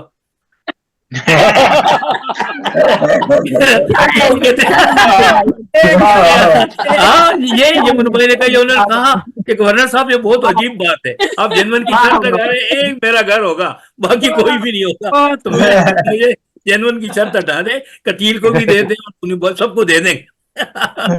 یہ انہوں نے کہا. دیکھیں نا جرت والے آدمی تھے, بڑے جرت والے آدمی تھے. بلکہ یہ ناصر بشیر نہیں سوری سعد اللہ شاہ نے مجھے ایک واقعہ سنایا. کہتے ایک دفعہ ہم ایک دوست کی بات کر رہے ہیں, وہ مرحوم نام نہیں لیتا, تو کہتے اس کے بات کے حوالے سے سب دوست کہہ رہے تھے اس نے یہ کیا, وہ کسی رسالے کا ایڈیٹر ہو گیا تھا کچھ, تو کہتے یہ بھی بیٹھے ہوئے تھے, تو سب اس کے خلاف بات کر رہے تھے اور انہوں نے ایک بات بھی نہیں کی. تو کہتے ہم نے بڑا اس سے کہا کہ یار یہ سب کی سن رہے ہیں, خود تو کہہ ہی نہیں رہے کچھ. تو کہتے ہم نے کہا کہ منیر نیازی صاحب آپ سن نہیں رہے کہ ہم اس فلاں صاحب کی بات کر رہے ہیں. کہتے میں اس کے بارے میں کیا بات کہوں جو ہمارے درمیان موجود نہیں ہے اور ہمارا وقت ضائع کر رہا ہے. تو کہتے میں کیا بہت عمدہ جی. سامعین ہمارا وقت اور اتنی خوشگوار یہ جو ادبی باتیں ہیں نا, ادبی لوگ ان کو ادبی لطیفے بھی کہہ جاتے ہیں, بہرحال غلط ہے. لیکن یہ نشستوں میں ہمیشہ مشاعرہ شروع ہونے سے 15 منٹ پہلے پہنچتا تھا. یہ گپ شپ اور مشاعرے کے بعد میں جو لوگ بیٹھتے تھے ان کی یہ بھی ایک مشاعرے کا حاصل ہوتا ہے. بالکل میں بھی متفق ہوں آپ سے. بالکل. اچھا اس میں ایک بات بہت مزے کی لکھی تھی کہیں یونس بٹ نے, اور بہت اچھی بات ہے, اور شاید مبارک احمد کے بارے میں لکھا تھا کہ جو لاہور کا یہ پارٹی ہاؤس ہے, کہتے اس میں ہر شاعر کے خلاف ظاہر کوئی نہ کوئی بات دوست کرتے رہتے تھے.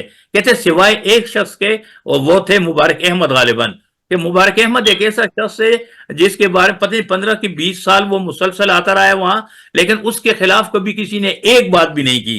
اور وجہ پتہ اس کی کیا بتائی؟ کہتے اس کی وجہ یہ تھی کہ وہ سب سے پہلے آتے تھے اور سب سے آخر میں جاتے تھے, اس لیے ان کے خلاف کسی نے بات کبھی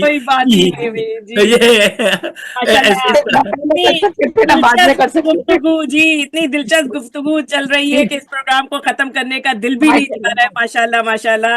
آج ہمارے ساتھ موجود تھے ہم سب کے ہر دل عزیز ناصر علی سید صاحب, جن کی خوش مزاجی جو انکساری دوسرے اہل قلم سے ان کو بہت ممتاز رکھتی ہے, اور ان کی کہنا چاہیے قداور شخصیت کی محبتیں, شفقتیں, نگہداریاں ہم سب کے لیے قابل فخر ہے اور ہمارے اندر حوصلہ افزائی اور خود اعتمادی پیدا کرتی ہیں.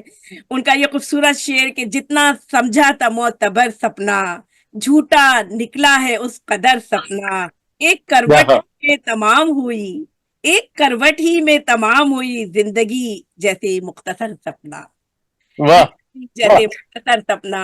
ہم اس سے رخصت ہوتے ہیں ناصر علی سید صاحب کی اتنی خوبصورت آمد سے. ہم جتنی خوشی ہم سب کو دلوں میں ہوئی ہے, ناصر علی سید صاحب کے لیے ڈھیروں دعائیں, اللہ تعالیٰ ان کو بہت نوازش, بہت محبت.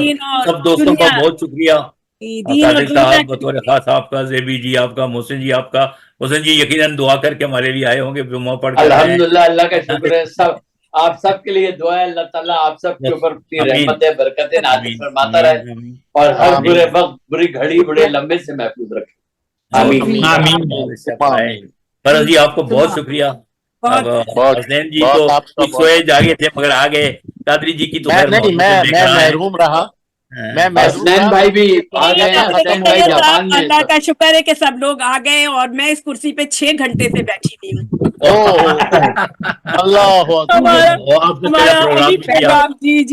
میرا تو خیال تھا میں آپ کا ساتھ دوں گا, لیکن بچے مجھے اٹھا کے لے گئے ڈاؤن نہیں ٹاؤن. نہیں تو کوئی بات نہیں, وہ بھی ہمارا ایک ہاں، پروگرام تھا اور ہمیں یقین کیجیے آپ سے مل کے ہماری تھکن بھی دور ہو گئی. ماشاءاللہ بہت عمدہ پروگرام رہا, اور انشاءاللہ تعالیٰ بہت دعائیں, اللہ تعالیٰ ہمیشہ آپ سب کو رحمتوں بھرے آمین. سب صاحبان میں دوستوں کے رکھے. لیے اللہ ہمارا اس کنبے کو آباد رکھے, سلامت رکھے. ایسے خوبصورت پروگرام انشاءاللہ ہم لوگ مرتب کرتے رہے دیویوں کے ساتھ, دیوی کی سرپرستی میں, اور دیوی جی کی وجہ سے یہ سب ممکن ہوتا ہے. بالکل بالکل. اس میں اور کوئی شک انشاءاللہ نہیں. تعالیٰ پھر دوبارہ ایک وقفے کے بعد انشاءاللہ تعالیٰ دوبارہ آپ لوگوں سے انشاءاللہ ملاقات کریں گے اور ایسی خوبصورت محفلوں کو انشاءاللہ سجاتے رہیں انشاءاللہ گے انشاءاللہ انشاءاللہ. بہت انشاءاللہ. بہت اللہ خوبصورت. حافظ. اللہ حافظ. اللہ نے کے سب دوستوں کا بہت شکریہ. اللہ میں حافظ. اگین محترم. دیوی جی آپ کا تبسم جی, آپ نے بہت خوبصورتی سے یہ سارے سلسلے کو جوڑی رکھا. بہت شکریہ. بہت بہت بہت شکریہ. السلام علیکم. محسن صاحب بہت شکریہ آپ کا بھی. اللہ حافظ. اللہ نگہبان. السلام علیکم ورحمۃ اللہ وبرکاتہ. بہت شکریہ. سرور جی آپ کا بھی شکریہ. فرق جی آپ کا بھی.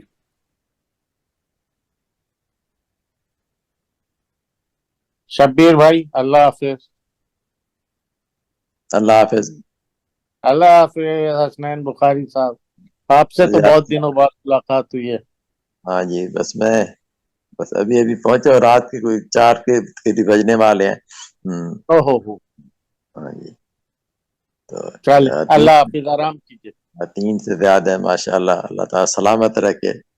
ناصر صاحب کا سایہ تا دیر سلامت رہے انشاءاللہ. نئی نسل پر. بہت خوشی ہوئی. اللہ حافظ.